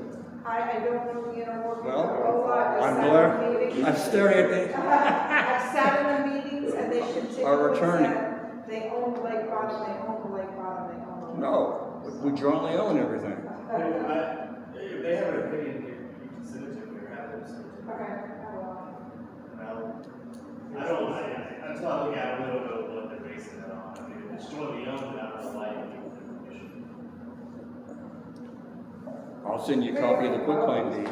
No, we're No, jointly. I know it's jointly. Okay, all right. I'm saying if they're saying they got a legal opinion, that you need their permission, just send me out look at it, I don't know why. Well, they've been cooperative. They've asked us to do certain things, and we've said, yeah, okay, and, said, Yeah, it's not even worth spending your time doing Right. it. Just, I don't disagree with that. But I agree with you that it's not. We're jointly owned. Yeah.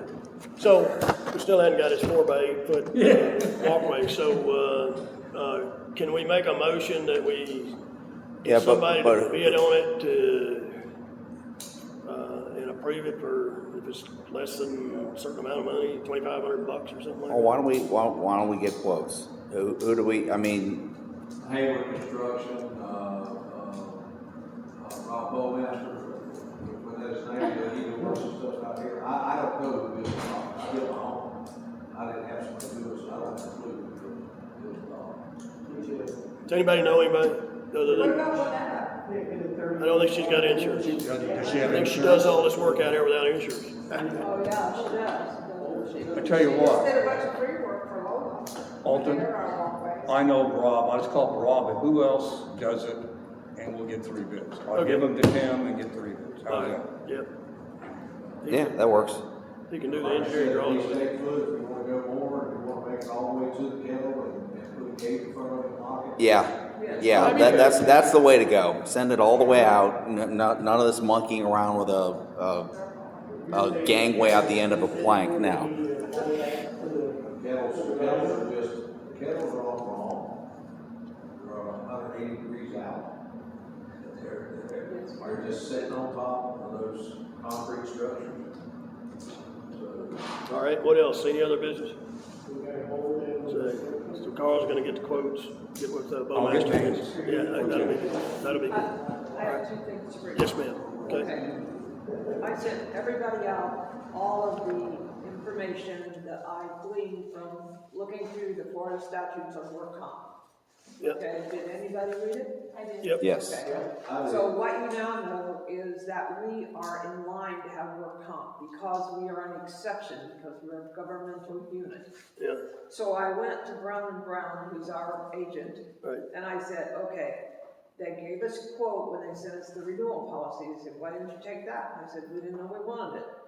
So now they've given me the second quote, And the second quote is based on the same $6,000 payroll, which we won't even have that $6,000 payroll, $1,083. It handles our fiduciary responsibility, not just for us, but also for our secretary, who we do not have covered right now. If she's out driving her car, she's already sent us out, and she wrecks the car, our Hard 911 takes care of that, does not take care of her. Her own policy would pay for her to medically get taken to a doctor. They would subrogate back against us. Now, how severe is her injury? I have no idea. Don't But get if it's injured. bad, we're in trouble. You So folks- all I'm saying is for $1,083, it makes no sense to me to continue talking about this. Just do it. So I'm making a motion right now that we add work comp to our policies. And it's $1,080. And it's $1,083. Of course, that's an auditable premium because it's a base. Yep. All right, so- But it doesn't matter. We're not gonna have any more. Second. Okay, it's motion and seconded. Any discussion? I would Looks have, like we're trading fire ants for insurance. That's So- exactly what I was thinking. That's exactly what I was thinking. And I certainly do appreciate it. I'm of the opinion we don't spend one bloody red cent until we start with our dam projects.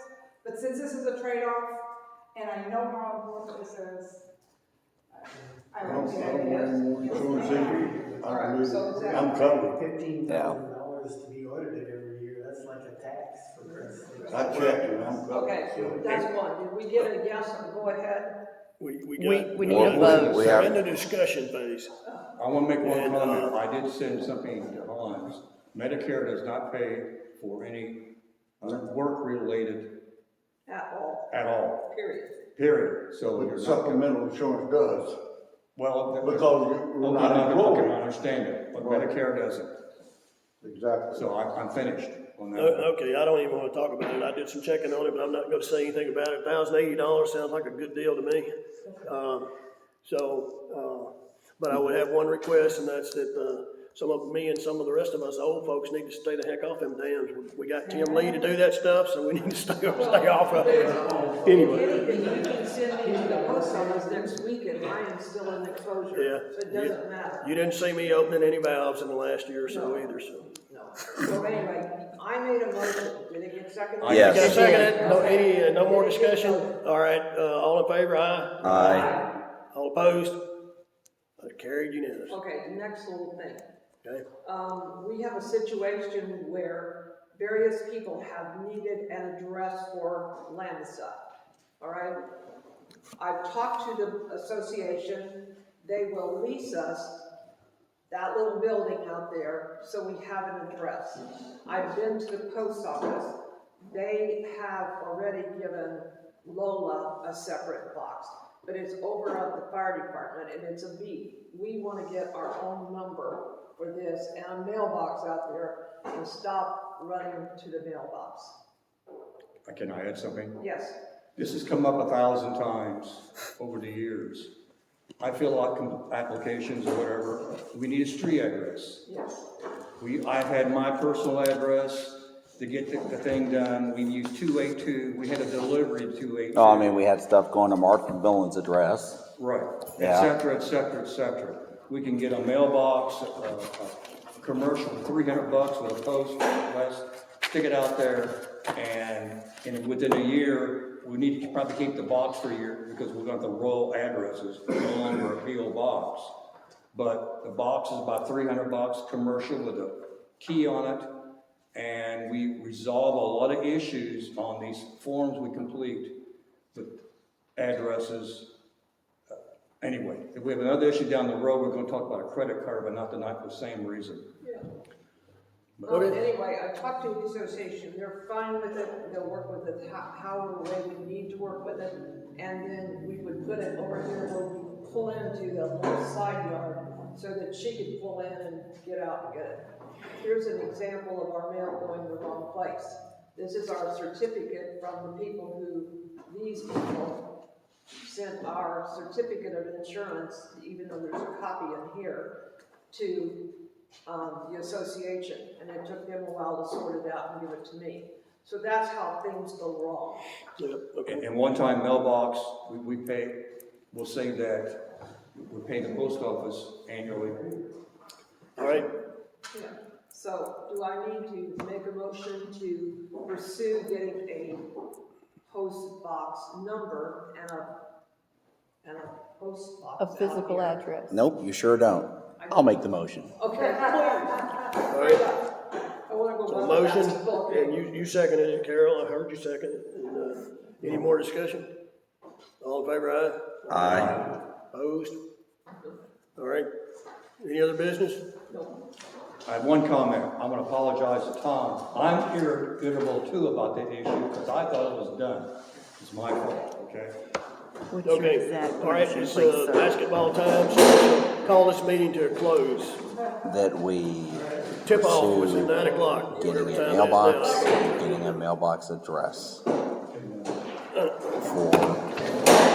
Lambstead. Oh, the documents that got given to Bramlett and also Wright came from a trustee. That was a preliminary document completed by Mike Boynton, and it was. But it got handed You want out. these back, right? Picked up at a bar Yes, by Donnie's son, and Donnie's son took it to me. Said, look what they're doing to you. please. Thank you, ma'am. Well, We bring this every time we're in charge of our name tag. No. Leave your name tag. Name tag goes with the folder, goes to the secretary. Don't sit back down there. Thank you. Don't sit back down, Carl. Thank you. whoa, thank you. Thank you, sir. Ma'am. So how old are you? Thank you, ma'am. Was it 2022? I am 34. Really? Yep. I've been lying about that. I told somebody you were 27. But I thought I picked that up off of. Just so you'll know, I told her we'll teach you guys how to do that later. Thank you. Yeah, no problem. Yeah, y'all lean back.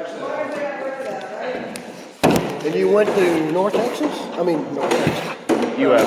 UNL. No, UF. UF. Gators. Gators. Okay. See, I had that wrong too. Really good. Okay, good. All right.